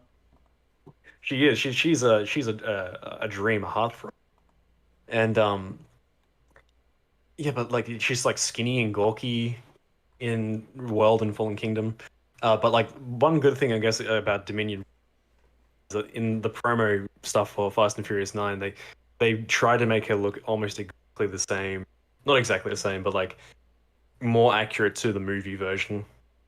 So Well, I mean, that's always it been actually said. looks It's like just her. like it's carrying the same scars as like um, from the raptor fight that it had in the first movie, and it's carrying the scars of the fight that it had with the Indominus Rex. So that's always been said Yeah, that the the Scott. Rex. That's always been said that Rexy is the same T Rex from the first movie. That's Yeah, been yeah, no, confirmed. the scars are all there, but like the proportions are more accurate in. But the problem is that they never confirm any of are actually the original dinosaurs in the movie. It's always like Trevor comes out a lot afterwards, like, oh yeah, it's the original Rexy. Oh yeah, it's the original Brachiosaurus. Yeah, And like just because to like save you some time on interview questions, that's the real deal. exactly like you'd think it would be pretty cool information to tell the audience in the movie. Hey, this T Rex has been on this island for 20 years, and she's the queen of the island. So here's the T Rex. Is that the original? Oh, I guess so. It's like they're so nonchalant about it. Yeah. Um, Mm. can I talk about one shot that kind of pisses me off in Fallen King? Or if we're talking about also about the attention to real, Are we talking and about? that is I think I remember. Was this when the T Rex gets captured and it's brought into its pen with a live goat? yes, I I nailed it. nailed it because the fact that they couldn't get a live goat and just like put it on a green screen or something, or just like I don't know, make it look kind of like scared. Instead, they got this cartoon goat to like to like looked like a Disney goat. It was so bad.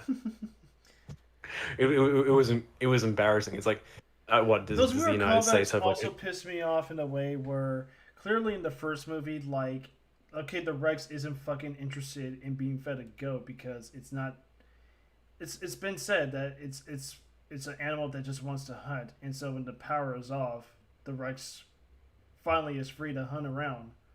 So now Yeah, you have that moment in the first Jurassic World where it gets lured out to eat the goat, but with a flare. But it still kind of like deflates the tension off that paddock scene in the first Jurassic Park movie, and now you bring it back I mean, again with Jurassic World: Fallen Kingdom to deflate it even more. yeah. Well, I mean, like if the goat's there, I may as well eat it. But now it's like established canon that if you want to lure a T Rex, you need some flares and a goat. I Like know. the flare, Why couldn't you just get the like a flare fucking part annoyed cow? me. Why can't you just find cattle? Like the Raptors got a cattle. Yeah, why just to get like yeah the Raptors get like a big bulky beefy like weight like big Because it's Angus established like bloody they're cow. powerful enough that their metabolisms are that strong to eat a huge animal of that size. Yeah, they get a fucking heifer while the T Rex gets this skinny little goat. Ugh, and a lawyer. And Yeah. but like the flare part pisses me off because it's like the flare thing was an accidental discovery in the first movie where they pull out the flares and like flare. Like it wasn't established like, oh yeah, they use flares to distract the T-Rex. Now in Jurassic World, it's like in order for the T-Rex to even find the goat, We they need a chuck a flare. flare down. Yeah, It's I like, hate that. is this is this animal that inept? It can't fucking find a goat by itself, Yeah, and you need to chuck a it's flare? is that misplaced sense of context I can't stand. Yeah. Well, I mean, what else is there to talk about Fallen Kingdom? Uh Yeah, no, it's awful. It's the worst one. It's brainless. Like the at least like the ending of the movie. Not that it gave me a sense of optimism, but it did make me go, okay, I wonder where this is. And that's why I'm kind of looking forward to the movie, is where I'm like, okay, this is going somewhere that like even though the setup to it was complete dog shit, I'm kind of interested in where this is. But I hope it probably is going to be dog shit as well. But Welcome, to Jurassic World. uh, uh, uh, welcome to EFAP. Yeah, it's. What do you think? Are you excited for the new one, No, fuck the new or are one. you Fuck all fuck the these new one? movies. Fuck all these movies so hard. If we were to rank if you were to rank the movie, how would you rank? Oh, pretty simple. I mean, let's take away the fact that Jurassic Park is still the unanimous masterpiece. Oh, without question. I would definitely just say in the order they were made. Oh, okay, yeah, like that's how I'd put it as well. Yeah, that's weird because they each get progressively worse. So there's no way Mm. of flipping it around because you know quality just really goes downhill. Yeah, it's like it's beyond saving at this point. Yeah, I mean But they people still know, love but they know, dinosaurs. I they mean, know. I'm curious to know like how the third Jurassic World movie is going to do with COVID because I don't think. Yeah, Despite the question whether movie theaters are coming back, I don't think that's ever going to bring back the novelty ever again. Considering like the climate that we're living under. true. Well, I mean, like the vaccines are being rolled out now. Like I think people But movies, eventually go, but movies are like doing poorly after their debut. Look at Black Widow. yeah. Look Like at Space Black Jam. Black Widow was partly also because they released it on Disney Plus. That Of pissed, course, which who the hell to wants to Scarlett see? Johansson's dismay. Who the hell cares to see a movie about a dead character? Well, I think people have always wanted to see a Black Widow movie. The problem is it's too But she's little, an too interesting late, and then character, though. yeah. I mean, I I could definitely mean, say that just in hindsight. She's not a very interesting character. she was intriguing, but now I think any mystique about her is gone. I think the So intrigue that we replied about her backstory across Age of Ultron is much more fascinating than what you can get out of 2 hours of her own standalone movie. yeah, I haven't seen the standalone movie. From what I got told is the Black Widow standalone movie is laughable. So that's the annoying part is that yeah, people have asked for it, but now they've got it and they decided to go the lowest common denominator approach to her, and that's very disappointing. Right. Yeah. I mean that's pretty much Marvel now. I mean, Marvel making its success after Endgame, they cannot be touched. So even if they make like the Mm. worst movie or show, I mean, it still cannot be touched. I think it is gonna. I think people are gonna like catch wind that the Marvel movies aren't gonna like hold up well in terms of how long you could carry this franchise. This is though they're the only things that were coming out in cinemas.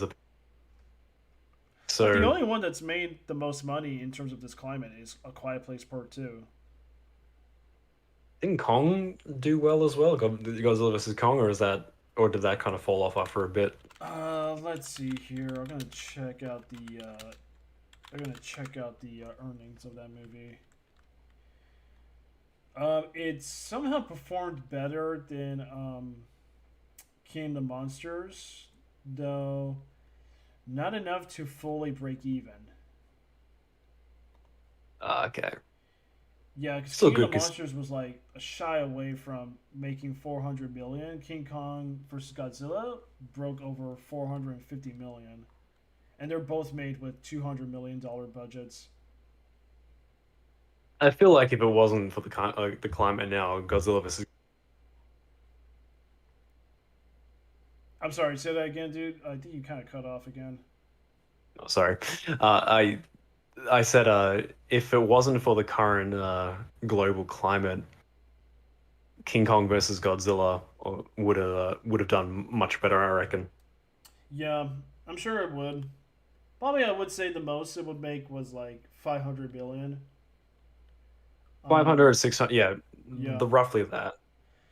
I did read that the filmmakers behind Godzilla vs King Kong wanted to bring James Rolfe back, not back, but they wanted to bring James Rolfe in for a cameo. James Rolfe. Yeah, The- angry video game it- nerd. I was gonna say, I was like, the name sounds familiar. The angry video game. Why was he? Oh well, it was said that he was expecting the birth of his second child, his daughter, so that didn't really that wasn't really arranged. I would like to see that if he was open because he was like my gateway to Godzilla lore. Yeah, definitely. Yeah, Okay, like big question I of the never night. watched. Go ahead. I was gonna say I never watched him. But what were you gonna say? Big question of the night. Have you seen Connoisseur 2? I didn't get much time. I was gonna watch it yesterday, but I got called in early to work, so I never got a chance to. All right then. I'm Well, you're I'm in s- luck I'm because so sorry. we are going to end this stream with with like a little peek of your cousin. Let me find this movie. I'm gonna show you the most bizarre reveal in any monster movie, for that matter. All right, let me find Look, this. I'm no stranger to shitty dinosaur movies. One of my favorite ones I saw ages ago. What that I watched was a movie called 100 Million Years BC, which was an asylum movie about people bringing stars the villain from RoboCop, and it has this excellent shot of a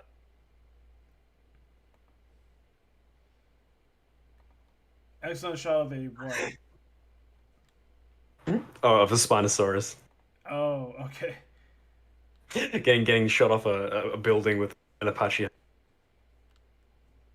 All right, here we go. Because looks like I'm not gonna get any copyright because YouTube didn't give a shit if this movie was uploaded in the first place. But here it is. Here is the Let's have a grand look-see. reveal. What's up? Let's have a look. See. Let's have a go. All right, for sure.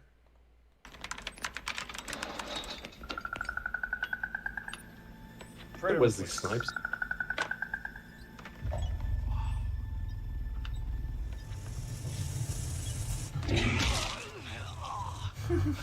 Look at that. It's on now.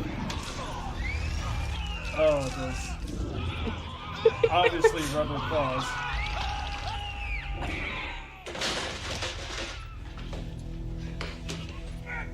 Get out, Galloway! Ripley character, I'm guessing. Get out, Galloway! Get out! Oh, right there, right there.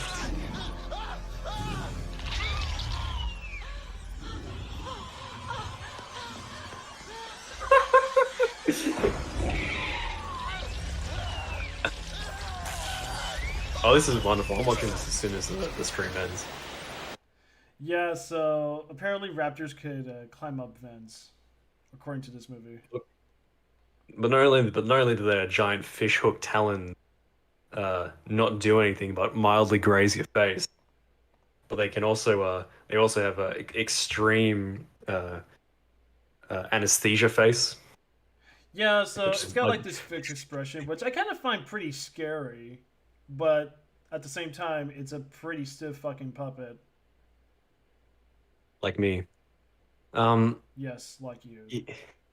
like me.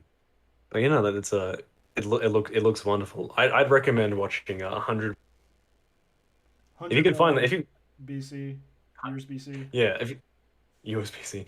Yeah, I'll try and find the clip of the one I'm talking about, but and send it into the chat, and you can show it. But yeah, it's a wonderful little asylum movie, and ends with a fight on the Hollywood sign, and it's one of my favorite lines from the movie.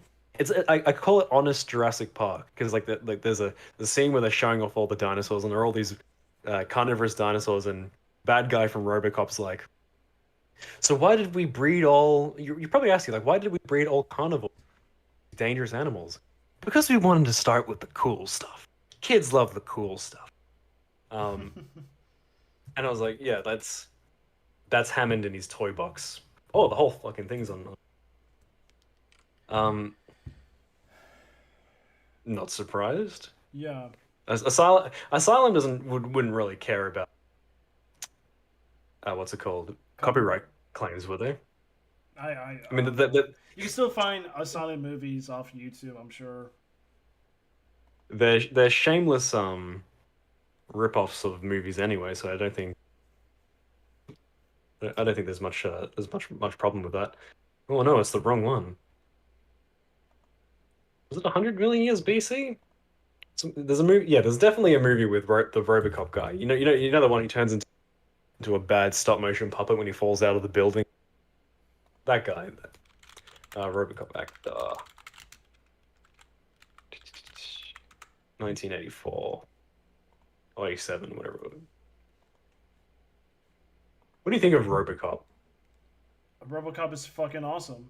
I got like a limited RoboCop. edition Arrow copy of it. I fucking love the fact that I invested some money off a copy of RoboCop, and it's fucking brilliant.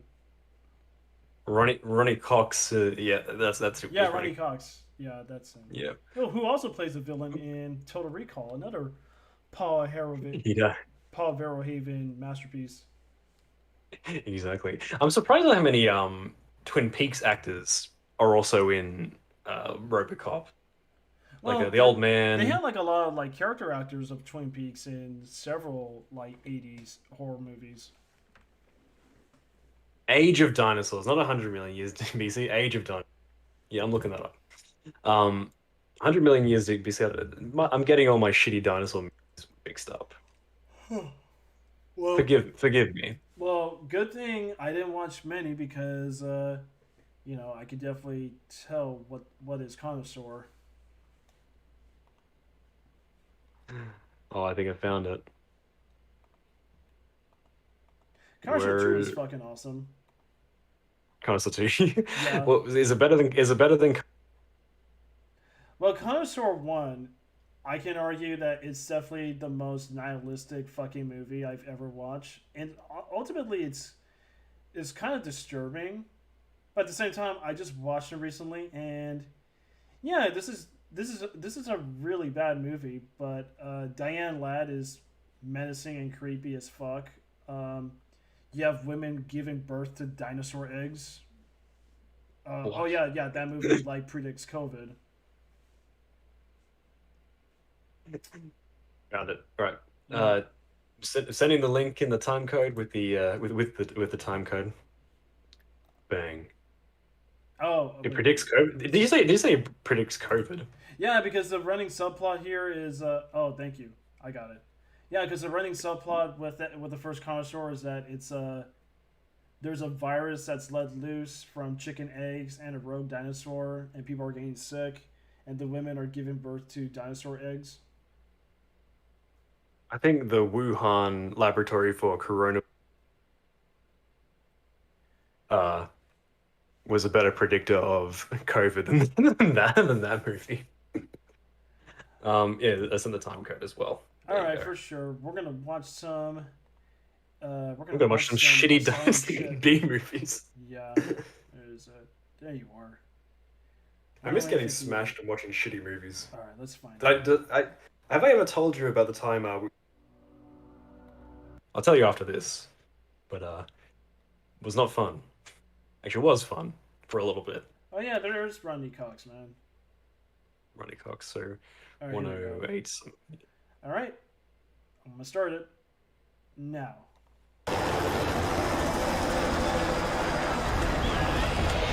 What the fuck is that? What is that? Movement, animation cycle. It looks like stock, like CGI on Copy a and phone paste. app. Yeah, it looked like something out of those like early 2000 like that happened to happen. How did this fucking go up in the roof? Oh, and Jurassic World. Those effects came out years. Yeah, Here, Generally here. following in a straight line. Following the scent of the first escape group. See that Oh, building over Rodney there? It's Cox, man, he surrounded just by the doesn't give a policemen. shit. He'll land wherever he They're goes. heading in a straight line for there. Yeah, throughout the whole movie, you There's can a tell lot of he's sense just there. there for the pick. He was good at playing like a corporate asshole. But like, I guess Damn he's war now zone. asylum actor. I mean, so is Billy I Zane, suppose- too. Like, he's a Not listening. asylum actor for Too hire. much chatter. True. We've got to know what's You know what I coming. find weird is I down saw the guy who plays Loras Tyrell from Game of Thrones in Asylum, Robin, or like some sort of medieval movie, and I was like, what is he doing in an asylum movie? How'd you go from Game of Thrones to? I don't think, man. It's weird that the cast of Game of Thrones, besides Jason Momoa, kind of just like fell off after that whole show wrapped up. Yeah, a few of them went other places, but like, Well, you Jason haven't really heard Momoa, much. dude, he's got like a franchise already in his hands. Yeah, definitely. Yeah, I'm not sure what they're gonna Amelia- do with Aquaman 2, but you know, Jason Momoa, like I'm sure he took bank from that $1 billion worth of money that the first movie grossed. Yeah, Amelia Clarke just kind of like stars in like some rom-coms. Isn't in much else. She's not really much of an actress. She's just like a pretty face. Mm. Like oh yeah, Kit Harington. The Kit Harington isn't much either. I haven't watched Game of Thrones. I never watched it, but I'm sure he's kind of like whatever. No, he's okay. He's good in the role, but like, I guess he wouldn't have much range as an actor. He's kind of boring. But Richard Madden, the guy who plays Robb Stark, he's in that. He's in a few good shows. He's in the Eternals now. He's the white guy out of the diversity cast of the Eternals. Oh, white guy. He's in the, A white guy among the diversity hires, man. We can't have that. yeah, like cancel Richard Madden for being too white and Scottish. Yeah, that's not acceptable. Cancel him for being Scottish. It's fucking shite being Scottish. I am. My history is Scottish too, but my Jurassic Park drinking game. Have you ever played any drink watching? I don't drink, but I would like to watch Transformers '86. That's coming back to my theater. Hi. Yeah, no, that would be one. I didn't know there was an '86. It was like an animated movie. Yeah, the animated 1986 G1 movie. I didn't know that existed. You didn't know that existed? I'm No, shocked. I was never a Transformers fan. Oh, I was come gonna on, say man. I thought. You must love Bayformers. I mean, I've seen the first two, but I never watched any more after that. I was never. I was almost considering watching them one. So much of a box office appeal, but no, I never did. No, Transformers is never something that appealed to me. Well, don't know. well, obviously the Bayformers kind of like tainted the franchise, but the '86 G1 movie, that movie fucking kills. I fucking love that movie. I just bought it 81. at a thrift shop locally, and I fucking loved it. I'm glad I found a copy of it. Well, from what I can tell, like, isn't like the original cartoon kind of charming? Sorry, say that again. Isn't the original cartoon like charming and quaint of Transformers? Well, yeah. Though it has its criticisms, like it's been known to be pretty silly for most people who try to revisit it and find no value of it, but just as like a gateway for nostalgia. But no, the movie especially, there is a lot of charm that is found within the Transformers, but there's a lot of things that goes on in Transformers '86. I will argue that it's a really epic space opera, a very psychedelic art music video that should be released on Criterion, and it's also underneath a comedy of brilliance. that was a string of words I didn't think was going to be associated with Transformers at all. Psychedelic space opera, man. So Yeah, it's like Mandy and 2001: A Space Odyssey. I would say yeah. It's the most like well, it definitely it was. It's a huge culturally uh, how should I say this? Well, it was a big deal in the '80s. And I think like with the soundtrack that, by the way, it fucking kicks ass. It really lends a lot to just watch it, sort of like as a music video, in a way where like you know like the Beatles did Yellow Submarine. If I'm making that comparison right. So high. Yeah, yeah, yeah. And I do plan to watch it high because I want to get some laughs out of that whole kangaroo court scene, which is fucking brilliant. Like an actual kangaroo court, or is it Yeah, like so kangaroo court? there's a stretch in the movie where the two leading Autobot characters are stuck on like some planet.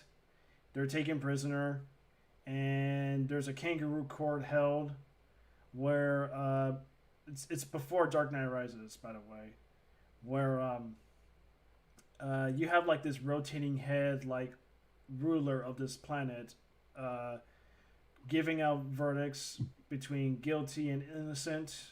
He gives two innocent robots like the innocent verdict, but they're still being fed to like these shark-like transformer bots. You do realize that now you've mentioned the Dark Knight Rises that we're obliged to Bane post now. It's just customary. We've got to do it. Yeah, It's got to happen. death or And, exile. and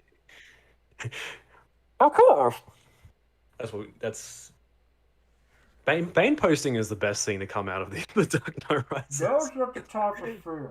That comes later. But yeah, no, a psychedelic space opera high it would melt my brain. I'd rather have American honey whiskey and get shit faced watching Jurassic Park.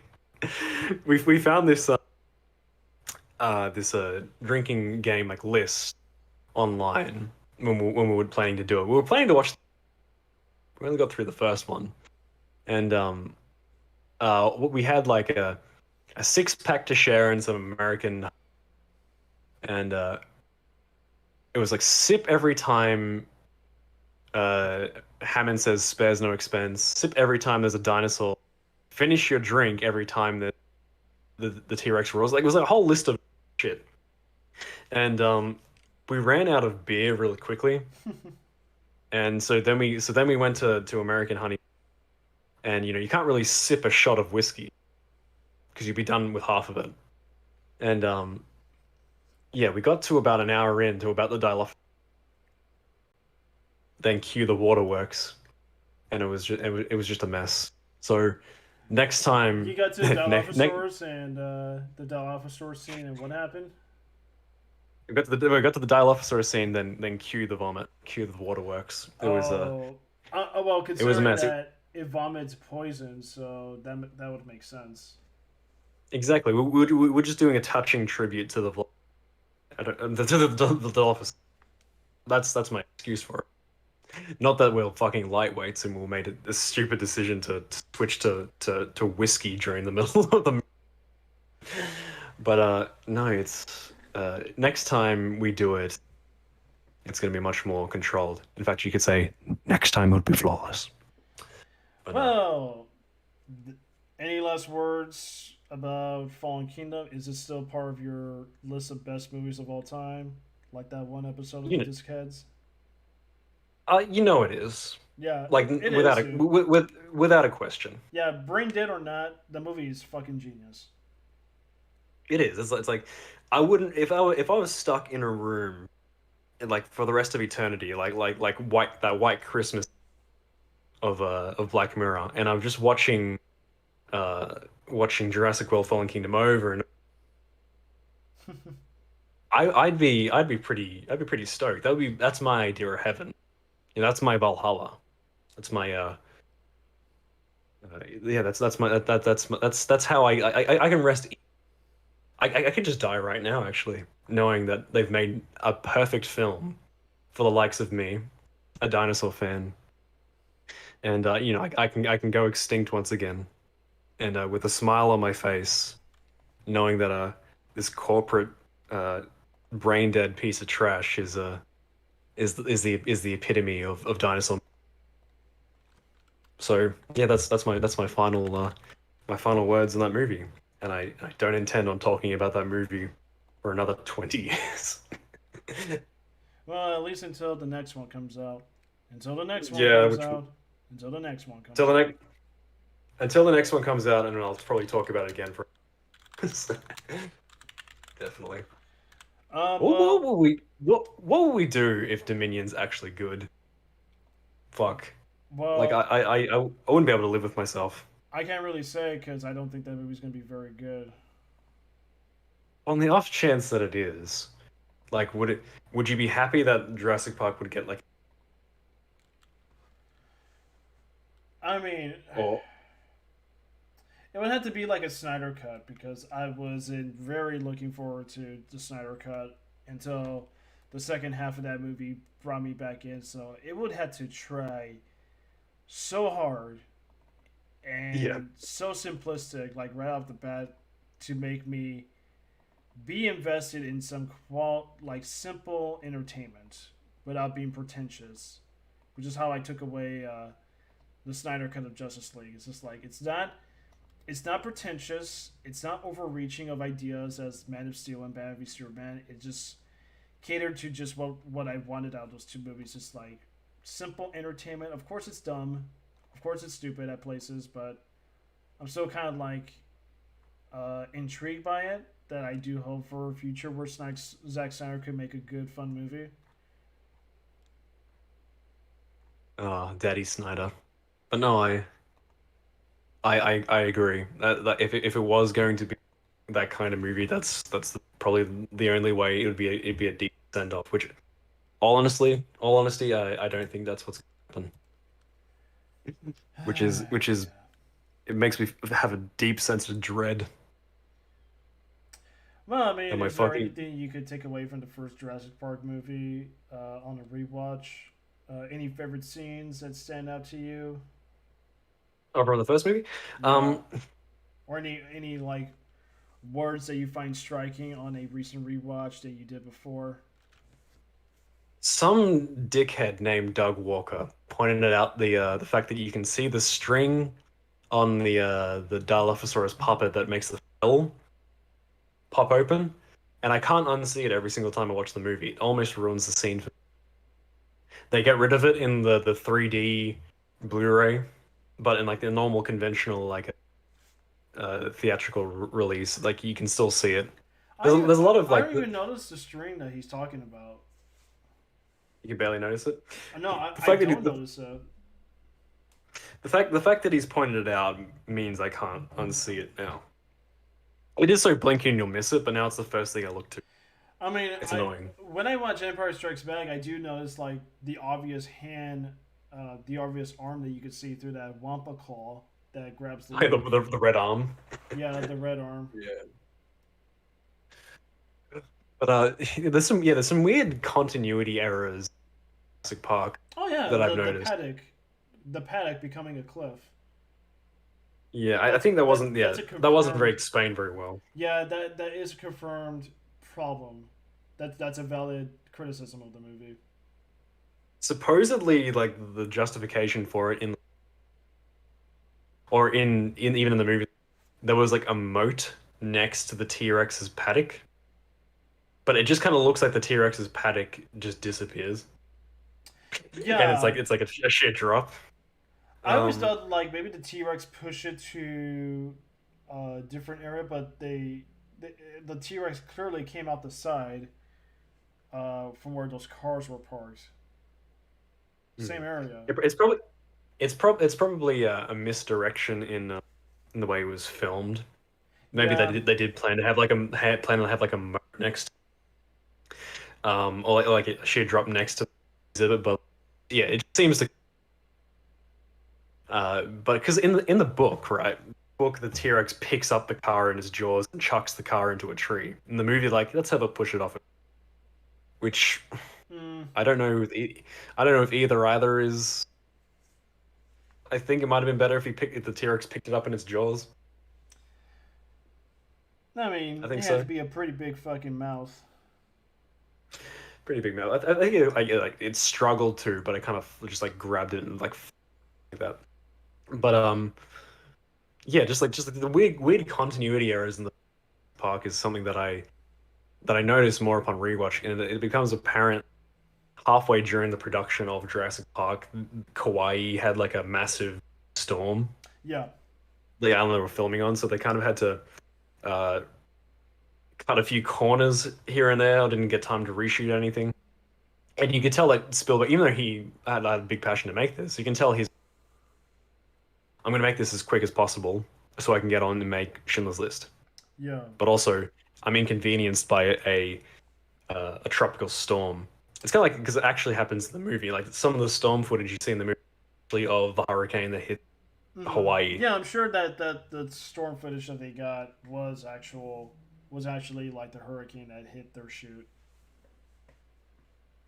There was. Yeah, Um, and like what a massive undertaking having to provide us two good movies that were hailed as classics, Schindler's List and Jurassic Park, that he made like at the same time. Well, the thing is, he did the exact same thing with The Lost World. Like he took like a few years high. Yeah, because of course, like making those well polished movies does take a lot out of you. Yeah, and in such close distinction, being so close to each other as well. But like he took a little hiatus, came back with The Lost World, but also the same year he released Armistice. Yeah, So it was kind of like, so it's like he made his fun dinosaur blockbuster, and then made like his historical like biopic piece. and then he made his historical war epic. Yeah, he's never done something like that again, where he's made like a fun like conventional blockbuster and like a biopic all in the same year. All his recent lengthy biopics, What like are you talking about? Lincoln and Ready Player One is a fun movie. that's a discussion for another stream. I definitely think that it's not a very good movie. Oh yeah, like I But I'll take that. I can understand. I'll take it much more. I'll take that over Space Jam 2 any day of the week for sure. I'd take the first Space Jam. um, Space Jam 2. I thank God that everyone warned me on the stream not to watch it. Because I was like, I've seen the first one. Are we going to talk about the second one? I was like, yeah, we're going to talk about the second one. We're going to tell you everything that happens, and we're going to tell you it's awful. Now I have no intention. LeBron James, any money. So, rest in peace, Space Jam. Yeah. Rest in peace, Warner Brothers. Well, I mean, I always love. I mean, we already said what's always been said about Jurassic Park, but one thing I really like, and it's great about the structure of Jurassic Park, is just like it's like going back to the Brachiosaur. You have this moment of awe. So the first half is just like it's going.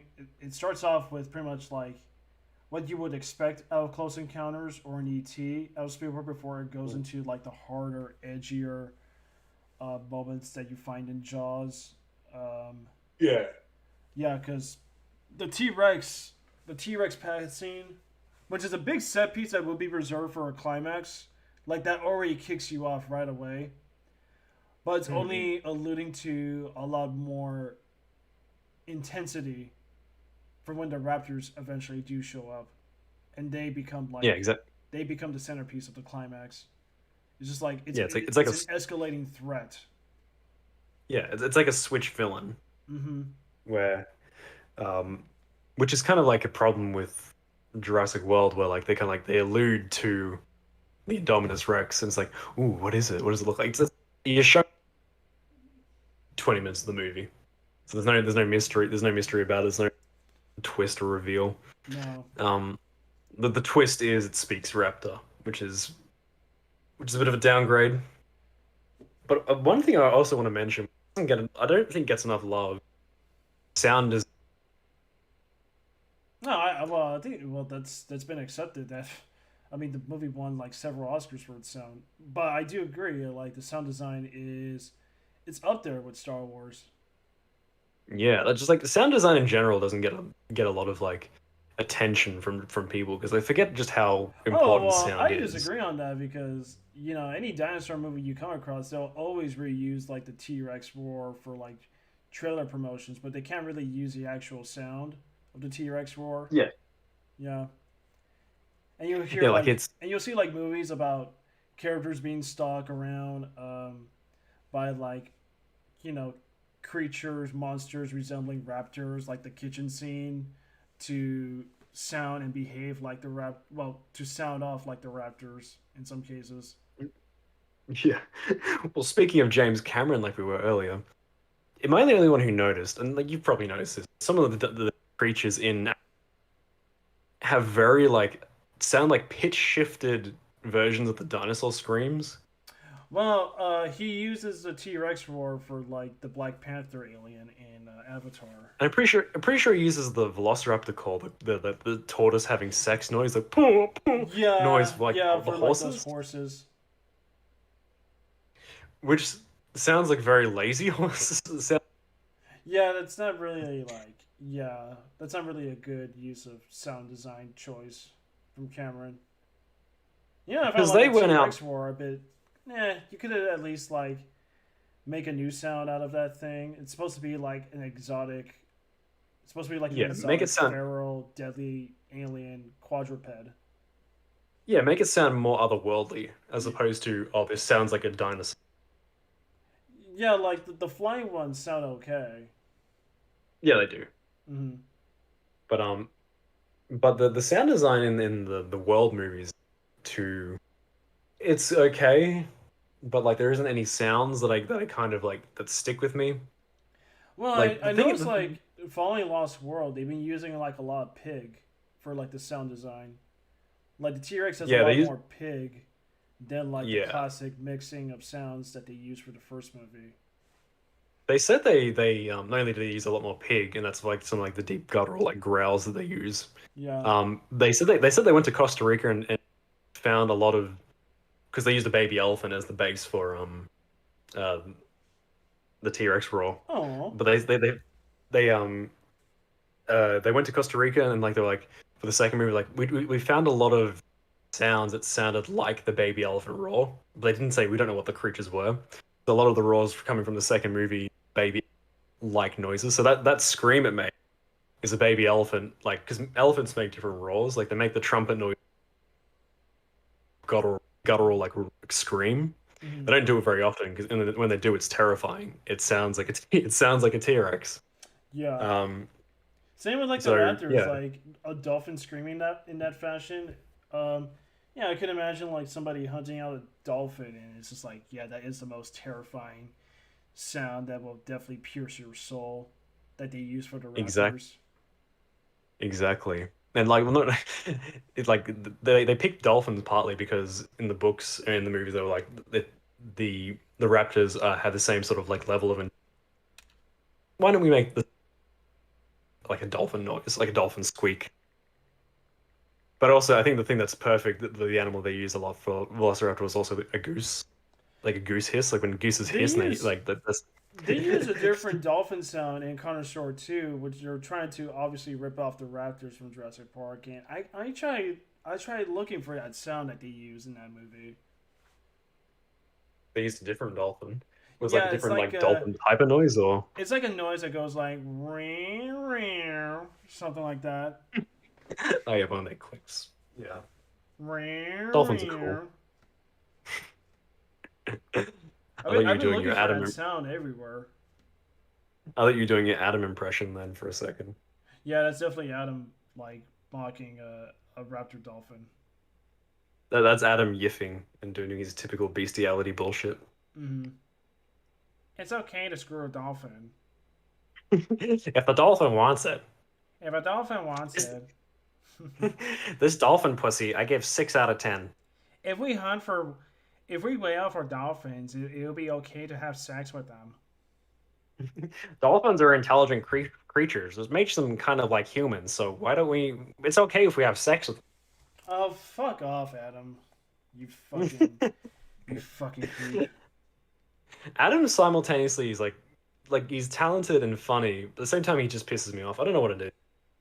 It's like, Well, cause yeah, he does. He has that nitpicky sort of criticism that I can is fun at times, but at times I just can't. yeah, I mean, I come to like not like Adam as much, so what are you gonna do? Um, Yeah, he said the recent Planet of the Apes movies were bad, so I'm gonna that makes him I cringe in my book.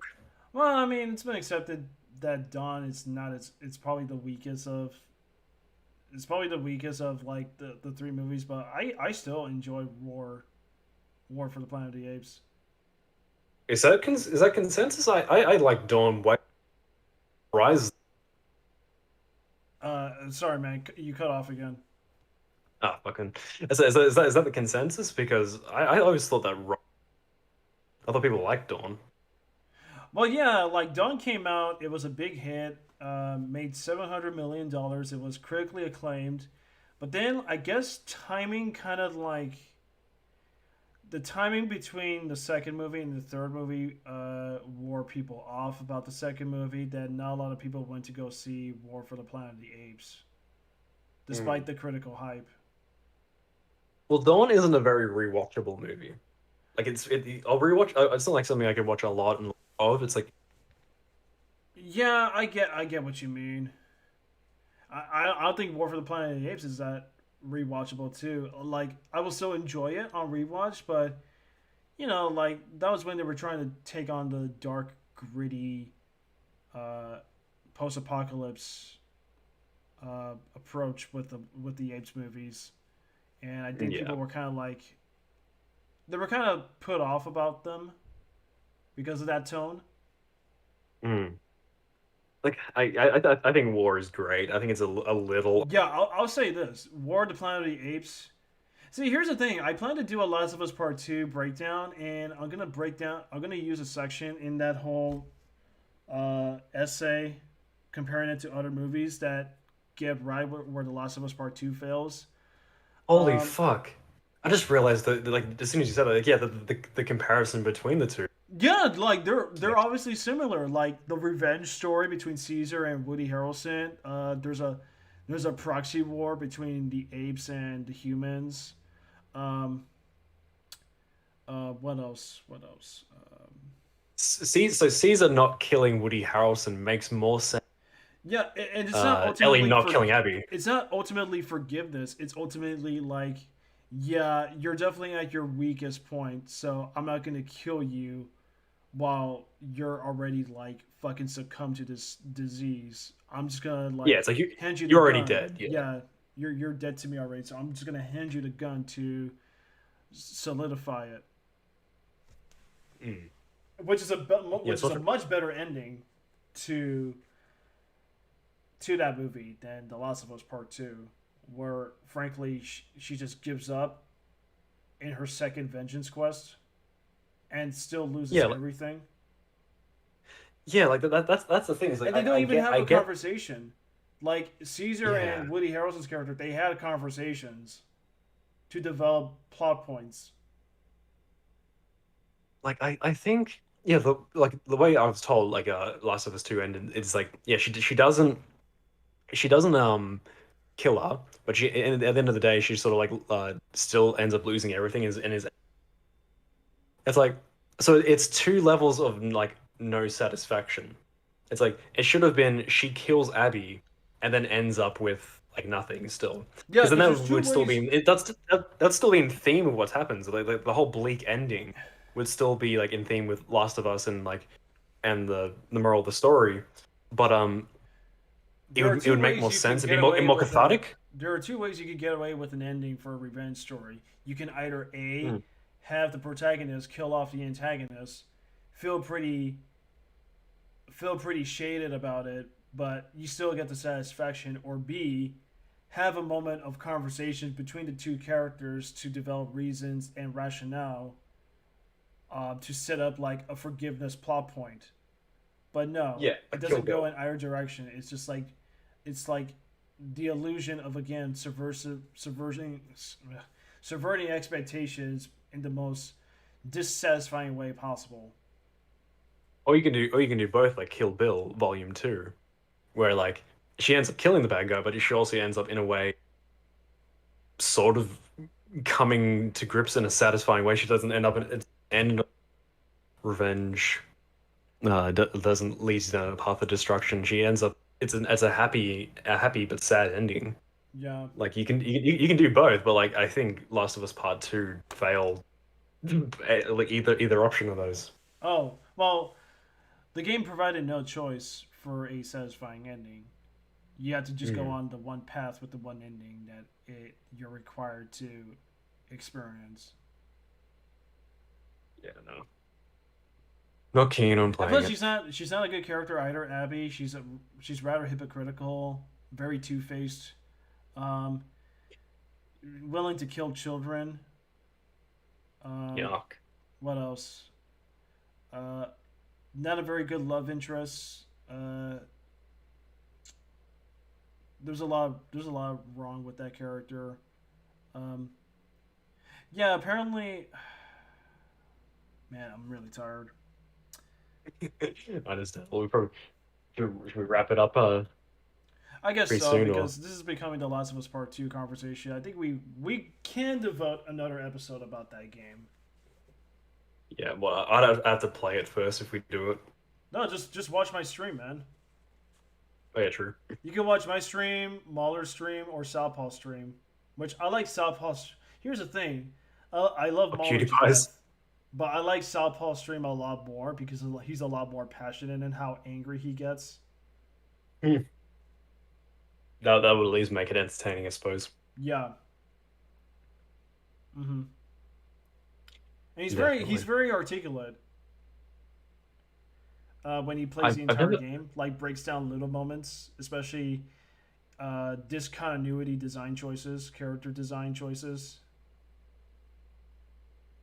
I've never heard of this person before. What's Oh, the name? Southpaw. Sal. Well, he came off with that Spider-Man 2. It's not great video, Oh, okay. and that was a video that I was very like trepidatious about because I love Spider-Man 2. I carry Spider-Man 2 with me until I saw This the is a video. Sam Raimi. This is a Sam Raimi that I'm in. So the fact that you could say Spider-Man 2 ain't that great is it's quite heresy. This man's not invited to our dinner table. I mean, if you take a look at the video, I think he does have some good points in how he breaks down Spider-Man 2. Like Doc Arc, Doc Ock has serious plot armor. I would admit, Yeah, he does. yeah.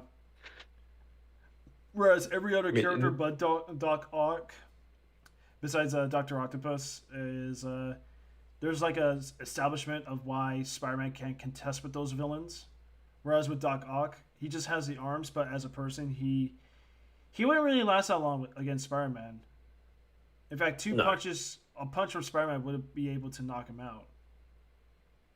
Yeah, it's like the arms give him like ultra strength. Well, that's not really said. They just give him more inhibited like how should I say this? Well, no, that does apply to like extra strength, but Like that's not been said. It like a just pain. well, actually, it just gives him more. It gives him more of like inhibited control over the arms. Yeah, I suppose so. Yeah, I mean, I would have maybe a little leeway would have allowed the arms to give him a lot more durability because obviously he's like a conduit for the arms um, in order to get this machine, this experiment that he's been working on to be fully functional. Yeah. But that's never been said. Like a quick rewrite of that would have made sense to how Doc Ock is withstanding Spider-Man's like punches Yeah. and the tentacle I blade. Well, he brings up the tentacle blade as like the big moment of like, this character would have done this a lot sooner, so that kind of like derails every fight scene in Spider-Man Well, 2. I feel like that the Sam Raimi movies don't take that don't I can overlook that. Yeah, because they're not designed to be. I mean, they are designed to be like emotional pieces at the same time, but they're still like they still adhere to the romanticism and silly, comical, campy sensibility of like what you could expect from a comic movie. But it goes bigger than that. But if you're willing to watch the video, it's definitely held on here on YouTube. Yeah, true. Yeah, Jurassic Park the Your ride. final, Yeah, final words. yeah, Jurassic Park the ride. your yeah. Well, what are yours? I'll do the signing off of my thoughts of Jurassic Park. I missed the ride. They should have never rebranded it.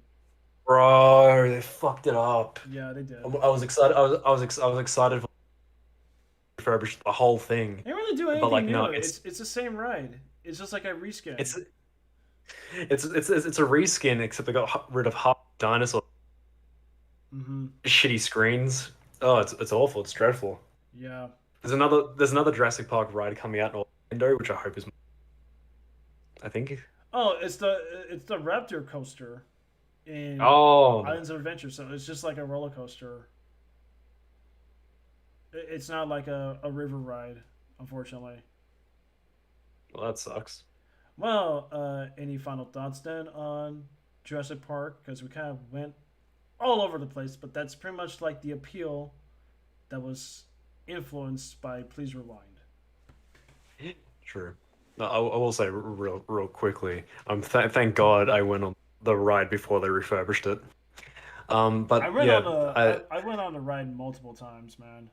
As many times oh yeah, as I can. when I was there for the day, I went on it like 3 times. Nice. Fucking loved it.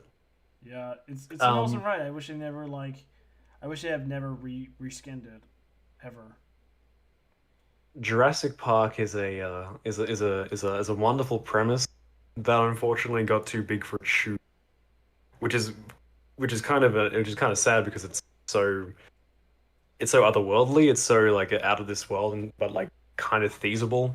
Like it's a wonderful blend of like all these sort of like different premises and like genres into one. Mm-hmm. It's sci-fi. It's a dinosaur movie. Family. It works so well for being so much, but like because it's so much, it's kind of limiting into where you can go with it. So that's why, as a series, it sucks. But as a single movie, it stands the test of time and is wonderful. And that's probably my closing thought on it. Yeah, even if the sequels are shit, I mean, we could still go back to Jurassic Park because Jurassic Park has carried itself for quite a long time. I mean, you could like anyone in my generation would have like a Jurassic Park poster or would dress up as Nedry because I ran into a Dennis Nedry working at a grocery shop. But that appeal has lasted for quite a long time with Jurassic Park than it does so with other blockbusters of that decade and after that.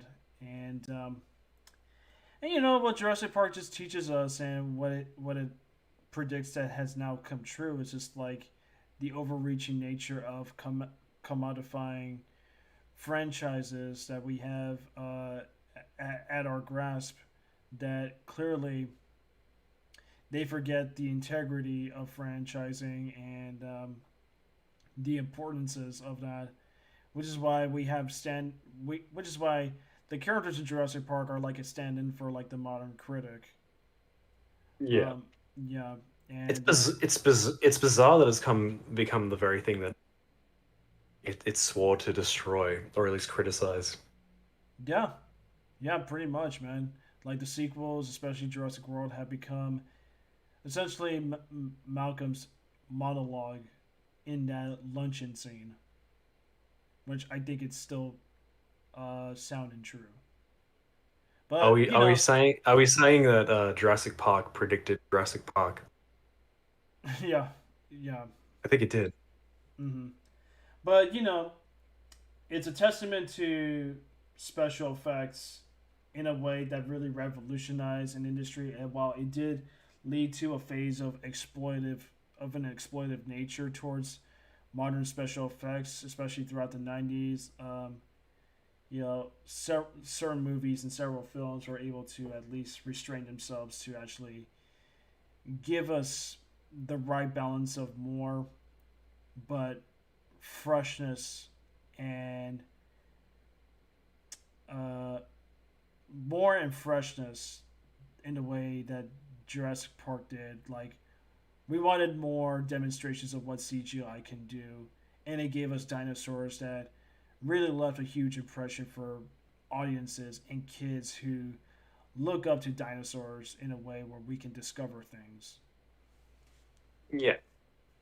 Couldn't have said it better myself. But this is the MadCast Live. It was great talking with you, Terrible Lizard. I Thank you do for having me on. apologize that this took a while for me to get together, but I was kind of pumped No, today. Yeah, go ahead, dude. I was gonna say it was partly my fault as well. It's like the lack of internet at one point and the Time zones. the confusing time zones. Yeah, and I was really pumped after work to get this going, and this was a very fun conversation. Yeah, I'd love to have it again. Yeah, and I do plan to rewatch Jurassic Park again at some point. I plan to watch Carnosaur 2 Yeah, very you better soon. watch Very Dinosaur too. You better. Oh, speaking of which, I'm gonna give you that fucking T-shirt because that T-shirt is fucking lit. soon. Okay, I'll get it. No, I mean, I'll get it from I'll get it myself because I live for Connoisseur 2, and that's an awesome T-shirt. Not a bad T-shirt. It's got like every character, including the central dinosaurs on it. Yeah, I hope you enjoy it. It's very niche shirt. Yeah, I will certainly will. Also, there was like a mock Criterion theme T-shirt of the first Connoisseur with like, you're familiar with Mad TV magazine or Mad magazine? Yeah, I used to collect a lot of Mad magazine. Yeah, that icon, that's like on the cover for every single one of those magazine issues. He actually has Oh, like Ginger guy, yeah. he actually has an appearance in the first Connoisseur movie, and that Does he? yeah, and that makes up a really cool shirt that I found. It was like a mock Criterion cover to Connoisseur. Like if it was released by Criterion, which why not let it happen? You guys gave Michael Bay Armageddon a Criterion release, so uh, yeah, please allow that to happen, Criterion. Please, Criterion, we're begging you. All right then. Well, I gotta go hit the hay. I gotta go to sleep. You go hit the hay and have a good day. Yeah, you too. And farewell, my friend. Likewise. I'm gonna put some outro music, but you take it easy, Terrible Lizard. Thank you. Yeah, I'm gonna go to work very soon. Should be fun. Hello. Oh, that was good. That was good. It was good. Yeah. No, I gotta go make some breakfast. I forgot to make. Yeah, go eat something, dude. I mean, for streaming for this long, we gotta get some food. Oh, it's 2:30. Yeah, I'm gonna hop off. But thanks for having me, dude. That was fun. Finally got to do it. Thank you for jumping on board, man. You take it easy. You have a safe day. You too, mate. Right, see ya. I'll talk to you guys. I'm glad you guys enjoyed the show. She'll be back soon. Perhaps I can talk about the Suicide Squad with Pat. But as always, this was a fun stream. You all take it easy. And happy weekend.